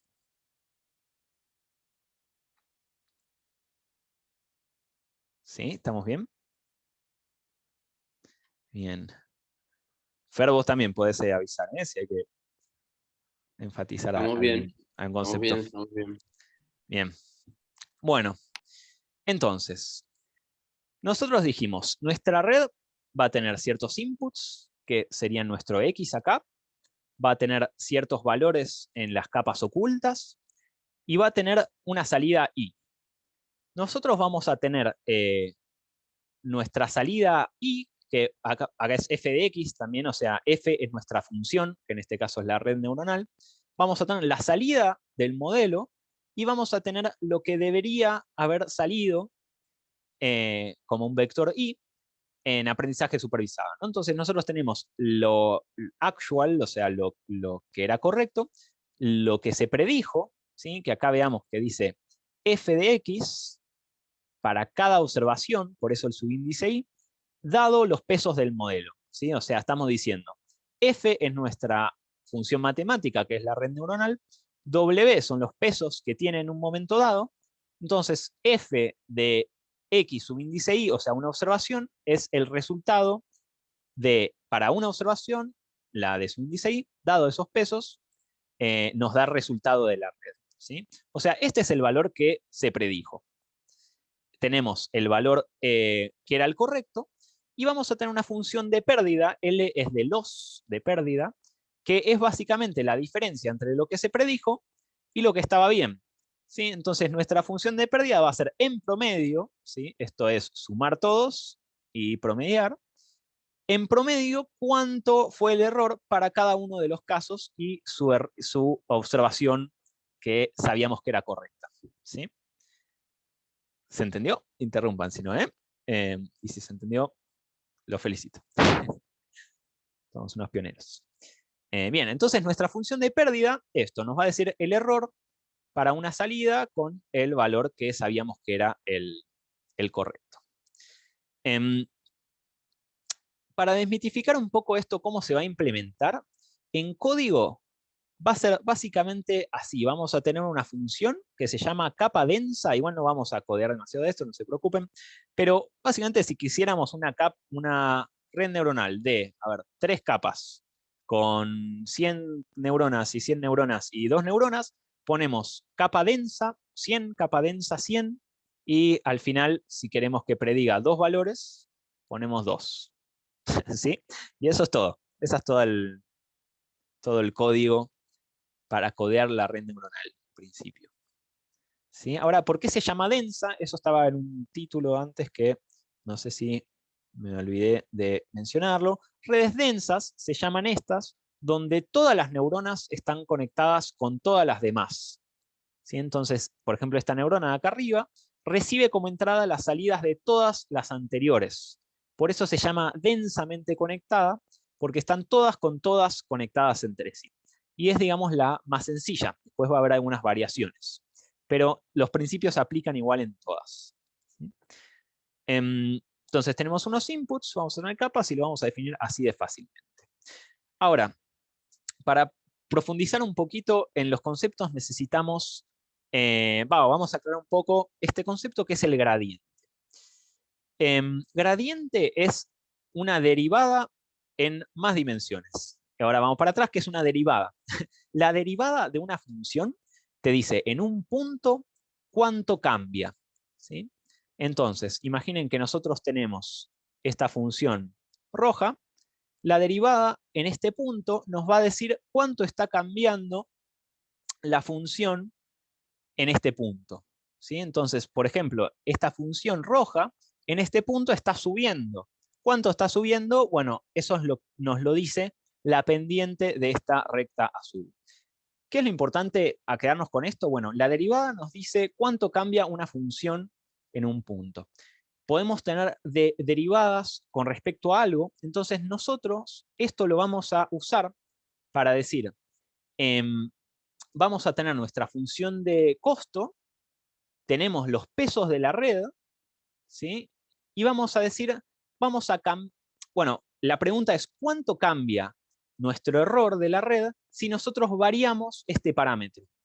¿Sí? Entonces lo que nos dice la derivada de la función de costo con respecto a un parámetro es hacia dónde lo tenemos que modificar para que mejore nuestra función de costo. ¿Sí? Estamos haciendo un poquito más específico lo que veníamos hablando. Entonces, llaman regla de la cadena a... regla de la cadena es extender la derivada a todos los parámetros. Y eso es lo que se llama backpropagation. Es decir, nosotros tenemos nuestra red, recibe un input, calcula las salidas en todas las capas con sus parámetros, y eso nos da una salida que es la función de pérdida. ¿Sí? Que de nuevo, esto podemos ir pensando en la regresión lineal y aplica perfectamente. Entonces, si esto fue una regresión lineal, tenemos solo un coeficiente y una función, y diríamos, bueno, ¿cómo varía el error con respecto a la pendiente de mi recta? ¿Sí? Y ese es el gradiente. Entonces, por ejemplo, si nosotros queremos ver cómo modificar el primer parámetro, este simbolito es la derivada, decimos, ¿cuál es la derivada de la función de pérdida con respecto a cada uno de los pesos de la red? ¿Sí? Y la derivada es simplemente lo que nos dice hacia dónde tenemos que mover ese parámetro para que mejore la función de error. ¿Sí? Bien, entonces, nosotros lo que tenemos acá es el error en función de los pesos. Entonces, imaginen nuestra regresión lineal. Imaginen que nuestra regresión lineal tuviera no una, sino dos pendientes. De nuevo, regresión lineal. Esto sería como ver, bueno, si cambiamos la pendiente 1, ¿cuál es el error? Si cambiamos la otra pendiente, ¿cuál es el error?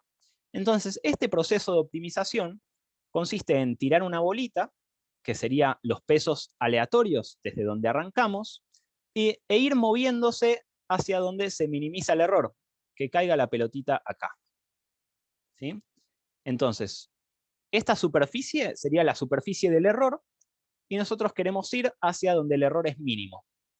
Entonces bajamos hasta ahí. Y eso es lo que se llama descenso de gradiente, porque bajamos por el gradiente de la función de pérdida. Bueno, acá muchos me han advertido que no entre en detalles, yo les tuve fe, vamos por todo. No hace falta que recuerden ninguna fórmula, desde ya vamos a repasar los significados claves. Entonces, nosotros tenemos nuestra red, que es esto, ¿no? Cada neurona tiene muchos pesos. Ahora, backpropagation o retropropagación significa tomar el indicador de hacia dónde hay que moverse, o sea, la derivada de la función de costo, y fijarse la derivada de la función de costo con respecto a cada uno de los parámetros. Es decir, para el parámetro este, número 2 de la capa 1, ¿hacia dónde me tengo que mover para que el error se minimice? ¿Sí? El backpropagation es el proceso de calcular las derivadas para cada uno de los pesos. ¿Sí? O sea, propagar el error hacia atrás. ¿Sí? O sea, cuando la red recibe un input, saca cierto output, y después calculamos la pérdida, y vamos hacia atrás, por eso backpropagation, por retropropagación, y se calcula en función del error cómo hay que cambiar cada uno de los pesos. Eso es backpropagation. ¿Sí? Y lo que está bastante relacionado es el descenso del gradiente, que es una vez que sabemos el gradiente de cada peso, nos vamos moviendo hacia la dirección que minimiza el error. Y esa es esta fórmula. W son los pesos de la red, y en cada paso de mejora del modelo vamos a modificar los Ws, de modo que W era el W que había, cambiado por la derivada de la función de pérdida por ese peso, que es básicamente cómo muevo esa perilla para que mejore el error. ¿Sí? Y esa es esta fórmula.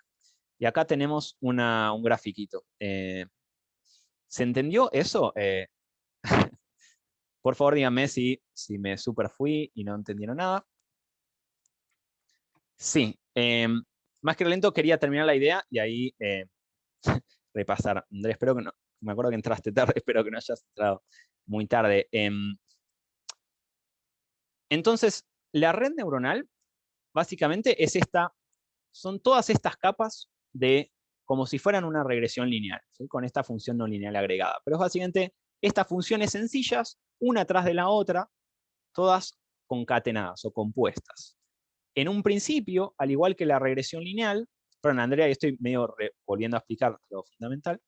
En principio, como en el caso de la regresión lineal, nosotros tenemos unos puntos y tenemos una recta que puede aparecer en cualquier lado, ¿sí? Puede ser aleatoria. Entonces, los pesos de la red arrancan siendo aleatorios, los coeficientes. Arrancan siendo aleatorios, esto que dice acá es que sigue una distribución normal, ¿sí? Sigue una distribución normal, eso no importa, son aleatorios.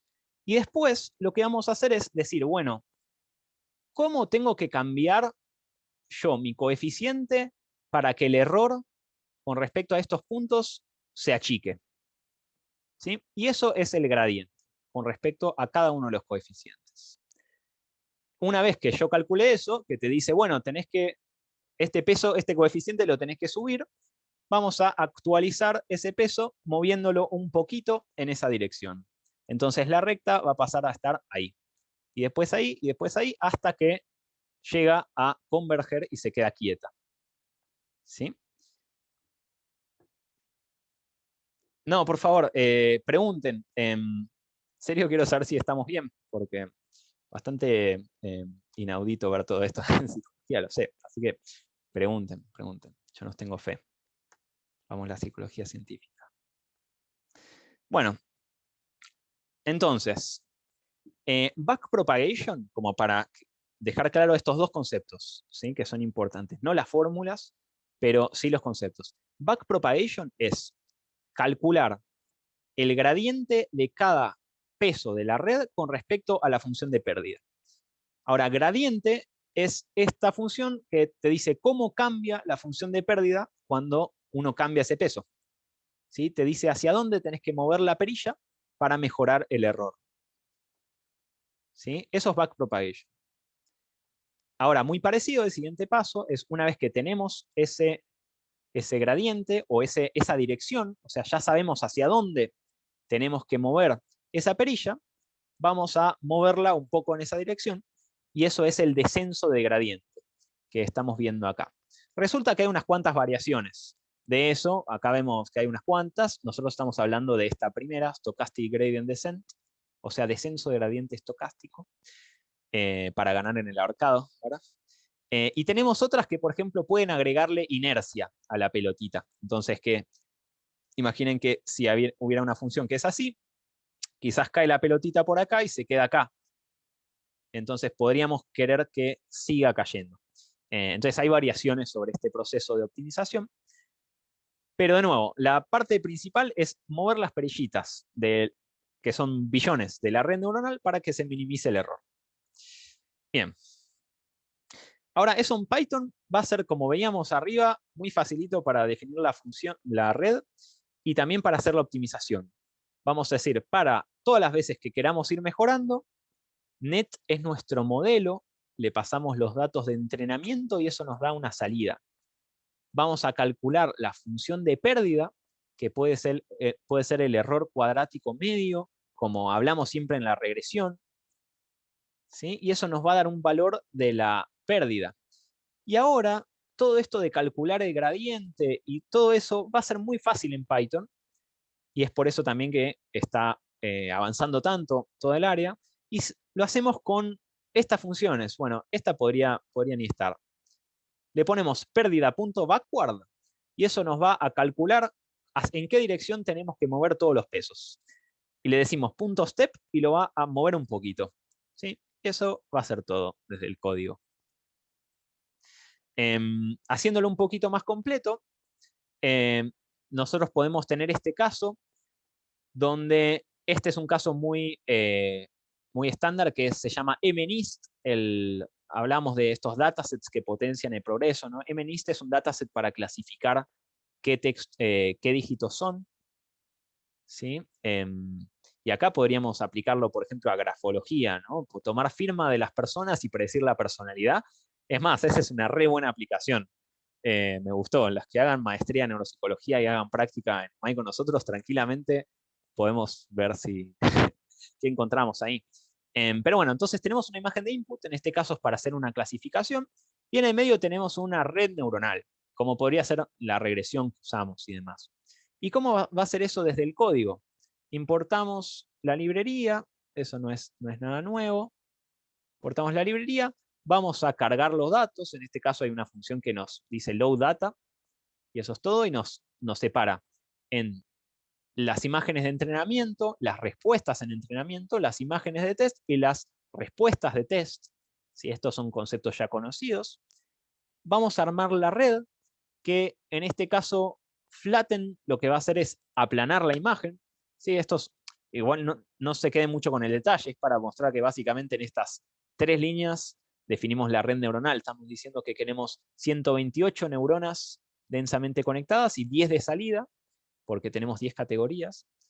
Vamos a usar un optimizador que sería como el descenso de gradiente. ¿Sí? Acá podríamos tener SGD. Vamos a poner .fit que ejecuta el entrenamiento y eso es todo. Acá ya lo tenemos entrenado y podemos predecir sobre los datos de test para evaluar o para predecir. ¿Sí? Y en estas, qué sé yo, a ver, en realidad la parte de la red neuronal está en 1, 2, 3, 4, 5, son básicamente 6 líneas de código, ¿sí? donde estamos diciendo una capa con 128 neuronas densas. Sí, creo que es relativamente sencillo. Adviértanme si algo fue mucho. De todos modos, no es para quedarse con los detalles, ¿no? Este código. Las capas que estarían codificadas con DENS serían una biblioteca o cómo Ahí se te está cortando, igual creo se que llegué a... introducen en... Ahí va, creo que llegué a escuchar la pregunta. Bueno, en este caso estamos usando una librería que se llama Keras, ok. pero va a ser muy parecido en todas.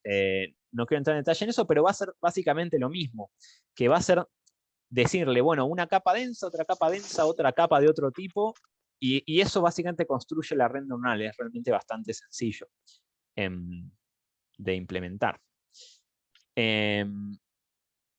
Bueno, y para calcular la pérdida, ahí arriba lo vimos en PyTorch, esto es básicamente lo que vimos ahí. Bien, bueno, eso fue lo principal, estamos a 20. A 20 min. Déjenme chusmear a ver si vamos con qué vemos y qué no. Preguntas, ¿sí? En especial los conceptos importantes. ¿Cómo venimos?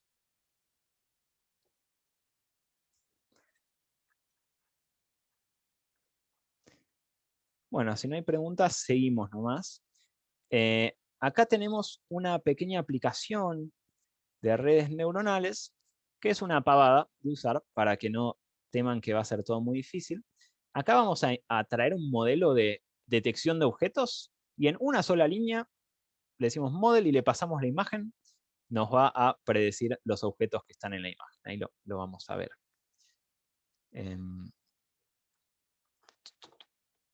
Tuve que resetear el entorno. Un segundito, vamos a cargar esto. Bueno, y sobre lo que vimos ahora, ¿alguna duda, chicas? ¿Estamos bien? Vamos arriba, un segundo. Así vemos Vamos los bien, profe. conceptos. ¿Sí? Por ejemplo, si les preguntara qué es derivada, qué es backpropagation o descenso de gradiente estocástico.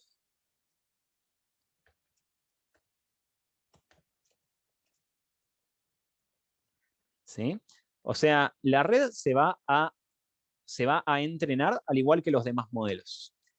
O al menos como estuvimos hablando de los demás modelos. Se van a ajustar los parámetros para minimizar el error, la función objetivo. Backpropagation es el proceso de fijarse para cada parámetro cómo varía el error si yo lo modifico en una dirección o la otra. Y descenso de gradiente es efectivamente cuando uno sabe las direcciones, tenemos esa superficie, ir moviéndose en la dirección que desciende el error.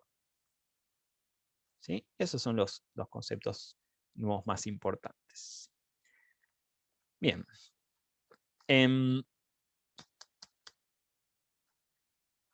Bueno, sigamos con esto nomás. Igual insisto que hagan preguntas, si algo no se entendió. Bueno, hasta ahora vimos la red densamente conectada, ¿sí? Que es esta que están todas conectadas con todas, es lo que representan estos dibujos que tenemos acá. Ahora, hay un montón de otras arquitecturas, ¿sí? Arquitecturas es como llamamos a las formas de las redes, y una muy importante que funciona especialmente bien para imágenes, se llama redes convolucionales. ¿Por qué se llaman convolucionales? Porque aplican una operación de convolución, que es lo que estamos viendo en esta animación. En lugar de cada neurona estar conectado con todo, la red aprende a armar un cuadradito, ¿sí? Y a ir viendo, a ir multiplicándolo por cada parte de la imagen. Vamos a hacer un ejemplo con gatitos. Imaginen que nosotros tenemos una imagen en escala de grises, o sea, los píxeles valen 1 si no está vacío y valen 0 si está vacío. Imaginen que tenemos un gatito. Lo que van a hacer las redes convolucionales es aprender filtros, lo podemos llamar, filtros de algún tamaño que va a ir moviendo por la imagen Eso, va a ir moviendo por la imagen y es esa la forma de la función que aprende. Y lo que va a resultar de este proceso es que va a aprender prototipos de formas, como por ejemplo esta oreja. Entonces, ¿cómo funciona esto? Si nosotros tuviéramos una matriz, llamemos, con esta forma, pensemos que donde está la línea es un 1 y donde no está la línea es un 0. Y nosotros tuviéramos una imagen que tiene una forma muy parecida, si nosotros multiplicamos y sumamos esta matriz, acá nos va a dar 0. Pero si multiplicamos esta matriz acá, los unos se van a multiplicar con los unos y nos va a dar un valor más alto. Y es esa la lógica que usa la red convolucional. Ahora, esto construye sobre todo lo anterior que estábamos viendo. La red convolucional es como una red densa, pero con la distribución de los pesos un poco distinto, porque en lugar de cada neurona aplicarse a todo, se aplica a partes, y todo lo demás funciona exactamente igual. Tenemos un montón de parámetros, se van a ajustar para que minimice la función de error y demás. Las redes convolucionales son quizás de las más interesantes para nosotros porque se está probando cada vez más que lo que aprenden es efectivamente como aprendemos nosotros. Y eso vamos a ver si ahondamos más en la próxima clase, porque se hacen distintas pruebas para concluir eso. Entonces, en la red convolucional, esta lógica de aprender filtros va a hacer que la red vaya aprendiendo en las capas primeras formas más de líneas, como estábamos hablando, otras de combinaciones de las anteriores más complejas, y así hasta llegar a objetos enteros. ¿Sí? Bien, y podemos ver esta demo para ilustrarlo. Es una gran demo esta, que es una visualización interactiva de una red convolucional entrenada sobre MNIST, que es esta tarea para reconocer números.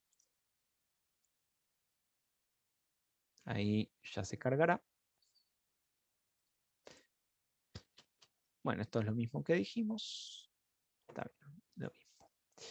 A ver si se carga, se los voy a pasar también por el chat para que jueguen con esto. Y respondiendo un poco a la pregunta de Yara, que es claramente importantísimo y vamos a darle más bola ahora que conocemos más los fundamentos de Deep Learning, que es las aplicaciones de esto. Bueno, tiene las mismas aplicaciones que todo Machine Learning porque no son las tareas lo que importa. Entonces, clasificación, regresión y demás. Pero estos modelos pueden procesar imágenes, procesar audio, procesar texto. Entonces, podríamos monitorear los gestos o las emociones de una persona a partir de video, por ejemplo, y así ver la efectividad de intervenciones, por ejemplo. ¿Sí? O bueno, esto de personalidad a partir de grafología es una aplicación divertida que se puede probar. Bueno, y acá tenemos esta demo, por ejemplo, si ponemos un 1. Yo pongo un 1 y esto que estamos viendo acá, en este superespacio 3D, tenemos, acá abajo de todo, tenemos la entrada, lo que yo dibujé, que es un 1. Y en todas las demás capas, vemos lo que fue aprendiendo la red. Y esta es una red convolucional porque vemos que cada neurona multiplica un cachito de la imagen. ¿Sí? Entonces, de esta manera, nosotros podemos tener un filtro de la imagen que aprenda la forma de los unos. ¿Sí? Por ejemplo, que haya una que para cada número, más o menos, o por ejemplo, un filtro que es una línea recta, ¿sí? Y con eso clasifique. Y eso es parecido a cómo funciona nuestra corteza visual, en teoría. Entonces nosotros tenemos neuronas que, por ejemplo, responden solo a estímulos en cierta orientación, o solo a una línea recta, tranquilamente. Entonces, este tipo de red emula esa lógica y se entrena y se ajusta y sigue los mismos principios que estuvimos hablando hasta recién. Bueno, pueden jugar más con la demo. Ahí se las pasé. Profe, una pregunta. Sí, ¿Esto solo se aplicaría, digamos, con imágenes o también aplica a textos o otras cosas? es una muy buena pregunta. En principio son las que mejor funcionan a imágenes. Se puede aplicar a cualquier cosa, como vos decís, pero en principio es más para imagen. Session. Perdón que quiero buscar alguna otra visualización de los feature maps. Por ejemplo, estos son ejemplos de filtros que aprendió la red convolucional para interpretar una imagen. ¿Sí? Entonces, así como decíamos que todas las redes van armando representaciones más abstractas, las redes convolucionales están un poco optimizadas para hacer eso, para aprender formitas, digamos, de un cierto tamaño e ir combinándolas. ¿Sí? Y aprenden de una manera demostrablemente similar a nosotros. Eso ahondaremos cuanto se pueda. Bueno, y una de las primeras cosas que llamó la atención sobre eso es esto que pasó que se llama Deep Dream, que resulta que usaron una red convolucional medio al revés, como si les dijera, para pasarle una imagen y medio hacer que alucine, hacer que se activen capas que no se activarían y hacer una retroalimentación para generar estos artefactos. Y hubo mucho revuelo porque, al parecer, esto se parece mucho a las alucinaciones que se dan con alucinógenos. Y hubo mucho revuelo por eso. Y fue de las primeras cosas que llamaron la atención para seguir investigando la similitud entre ambas redes. Y la lógica sería lo mismo que estamos diciendo. Las capas convolucionales aprenderían una jerarquía de representaciones cada vez más abstractas. Entonces, quizás en una capa intermedia están estos patrones geométricos, ¿sí? Y se supone que cuando existen estos agonistas serotoninérgicos de los 5-HT2A, que serían los alucinógenos, existe una mayor activación más desordenada, y eso tendría sentido pensar que es equivalente a lo que se da en lo que se dio con esta técnica de Deep Dream. Bueno, las aplicaciones de las convolucionales especialmente se dan en imágenes. Entonces, todo esto que estuvieron viendo de imágenes, por ejemplo, esto de pasar un video de cualquier persona y aplicarlo a cualquier foto, cosas así, se basan todas en convolucionales. ¿Sí? Una aplicación muy interesante de las convolucionales se llama Style Transfer o transferencia de estilo. Pueden probar jugar con eso en esta collab que dejé ahí, que a ver si esto, ¿por qué nos está mostrando? A ver ahí. En la transferencia de estilo podemos hacer lo siguiente: tomar una imagen con un contenido que queremos mantener, como esta de acá, tomar una imagen de estilo, como esta que estamos viendo acá, y aplicarle el estilo a una nueva, a la imagen, manteniendo el contenido. ¿Sí? Y esto quizás, no sé si habrán tenido la intuición que esperaría, pero esto parece una divertida aplicación de computación, pero se da por una razón mucho más profunda, que es que en las primeras capas, la red neuronal aprende las texturas, y en las capas más abstractas aprende los objetos. Entonces, en las capas más elementales, es capaz de distinguir el estilo de la foto, manteniendo estilo, y manteniendo el contenido, que serían lo que están las capas más abstractas, que es como se supone que pasa también en nuestro cerebro. Y además de que es una aplicación súper copada, el Style Transfer, así que pues lo pueden chusmear y probar más en esta collab también, si quieren. Bueno, y creo que, bueno, Word2Vec, hay 1,5 millones de aplicaciones en distintos dominios. Word2Vec es uno sobre lenguaje, entonces podemos hacer que el modelo aprenda representaciones de las palabras y así entender qué palabras están cerca y significan cosas parecidas. Está la aplicación de detección de objetos, que eso sí se basa fuertemente en las redes convolucionales, como vemos acá. Quizás pueden tener otra lógica, pero todo se basa en el mismo principio de cada una es una pequeña función, todas tienen parámetros que se ajustan, calculamos cómo tenemos que mover ese parámetro para que se minimice el error y nos vamos moviendo en la dirección que se minimiza el error. ¿Sí? En esta última oración acabo de resumir básicamente toda la clase, esto es lo importante. Si entendieron eso, estamos genial.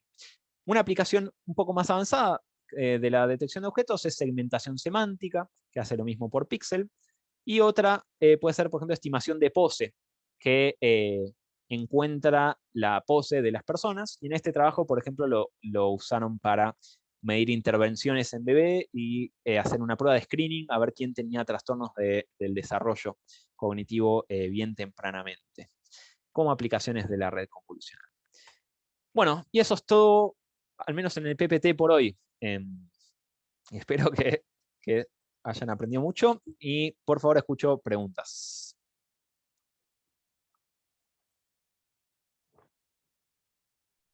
Profe, usted nos Uy, se te cortó. Jorge, ¿querés contó mandarla que por uno de sus trabajos recoge bien sí monitorear la violencia de género o la discriminación por género. Bueno, le escribo. Ahí se estaba escuchando igual algo de monitorear la discriminación.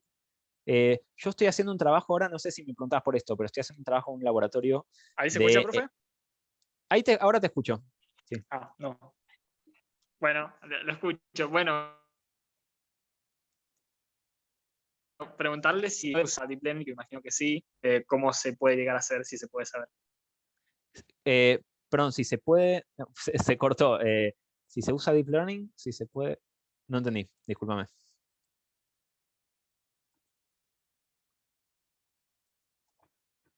Jorge, ¿querés mandarme? Ahora no te escucho en absoluto. ¿Querés mandarme por el chat?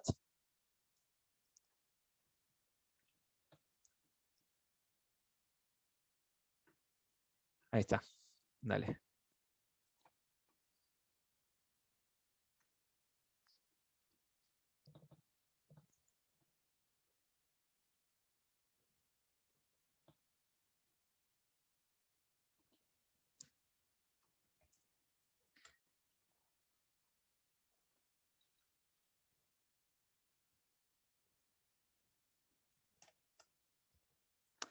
Ah, qué bobo, me faltó. ¿Por qué no lo está mostrando? Su trabajo monitoreando los medios usa modelos con Deep Learning. Sí. Esa es una investigación que estamos haciendo, no es en mi trabajo. En mi trabajo como ingeniero de procesamiento de lenguaje natural. Igual, bueno, sí, lo grabo, ya fue. Ahora mismo mi trabajo consiste en, es relacionado a chatbots, pero por teléfono. Entonces son bots que te hablan, básicamente. Uso modelos de Deep Learning. Los últimos modelos más avanzados en lenguaje se llaman modelos Transformers. Vamos a hablar un poco de esos la clase que viene. Espero no confundir, todo aplica a los mismos principios que estuvimos hablando hasta esta vez. Y actualmente en mi trabajo yo tengo que hacer un modelo que entienda las conversaciones, básicamente, que tiene distintas aristas ese problema. Una parte es entender qué producto está pidiendo la persona, por ejemplo. Te dice, hola, no sé qué, yo quiero una pizza grande con pepperoni, sacale esto, ponele Fanta, no sé qué. Y tengo que hacer que entienda eso. Y hay otra parte que es más interesante, que es mantener el estado del diálogo, ¿sí? Entonces, que el modelo o la IA vaya construyendo una representación de lo que se fue hablando en el diálogo. Y eso es mucho más interesante para, por ejemplo, después hacer un psicólogo virtual, ¿no? Algo así.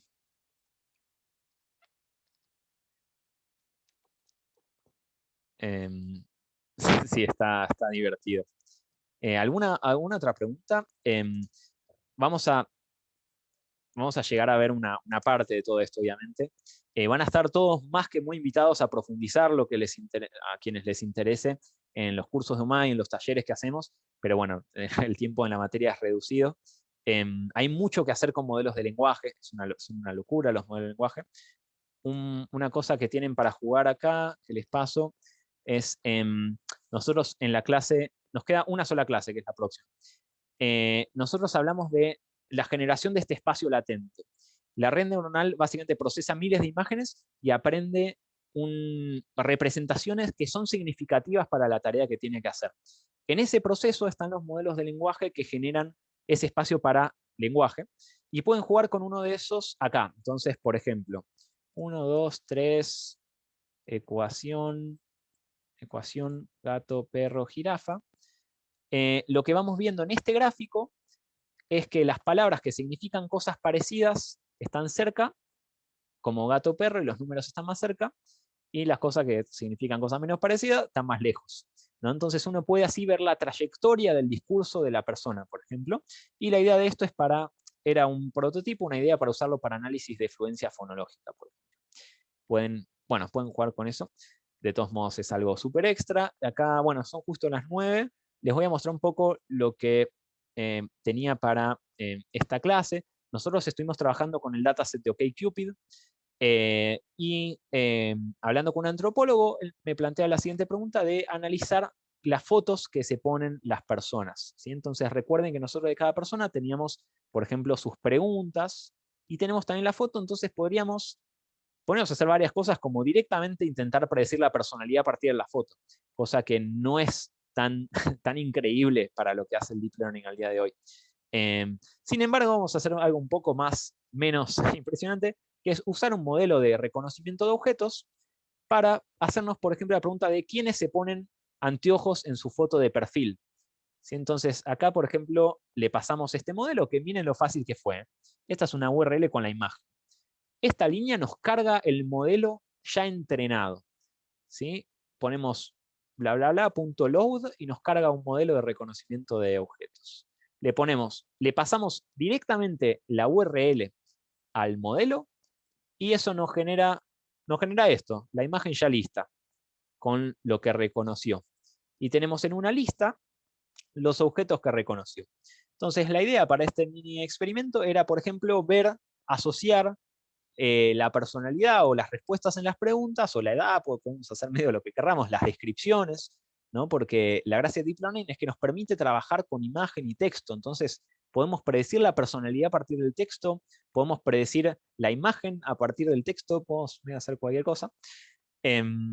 Entonces, con este reconocimiento de objetos, podemos, por ejemplo, fijarnos quiénes ponen, perdón, esta función tardaba un ratito, por eso la había interrumpido. Podemos fijarnos quiénes usan anteojos en las imágenes, o quiénes ponen fotos con más de una persona, quiénes se suben una foto con su auto haciéndose canchero, y demás, para hacer, por ejemplo, un clustering de tipos de personalidad de la nueva era. Bueno, nada, igual ya nos quedamos sin tiempo, así que quedará para otra ocasión. Y bueno, eso fue todo. ¿Preguntas sobre los conceptos fundamentales que hemos visto? Y si no, bueno, eso fue todo por hoy. Espero que haya estado interesante, que no haya sido demasiadas matemáticas. Ahora pueden imaginarse, en vez de un Terminator, muchas formulitas. Eso es un objetivo bien cumplido. Y nos queda la última clase, que es de la de cierre, ¿sí? Bueno, acá tienen muchos recursos para curiosear. Está lo de Neuromatch, que es de un nivel increíble. Estamos por el Slack, cualquier cosa. Y entonces eso es todo por hoy. Por favor, muchas gracias a ustedes. Sí. Yo no me terminé de quedar claro cuántos parciales van a ser, si es el que fue y el práctico, o hay otro más. No, ya está. Son esos dos más. Así que Ok, no, entonces la semana no se que preocupen. viene sería el recuperatorio el primero, por ejemplo. El recuperatorio va a ser en simultáneo con orales a la clase. Entonces vamos a tener la clase, y al mismo tiempo hay solo una persona que faltó al primer parcial. No sé si eras vos, justo, Candelaria. Yo falté porque tenía que rendir un final, y otra compañera creo que también faltó. Yo también. Ok, buenísimo, gracias por avisar. Bueno, vamos a tomar en forma oral el recuperatorio del primer parcial, y en cuanto al segundo, solamente en 1 o 2 casos vamos a pedir que repasen algún concepto, y quizás se los preguntamos oralmente, o quizás por escrito. Eso es a confirmar. Eso, vamos a tomar el recuperatorio en simultáneo a la última clase. Bueno, chau a los que ven la grabación, espero que les haya gustado.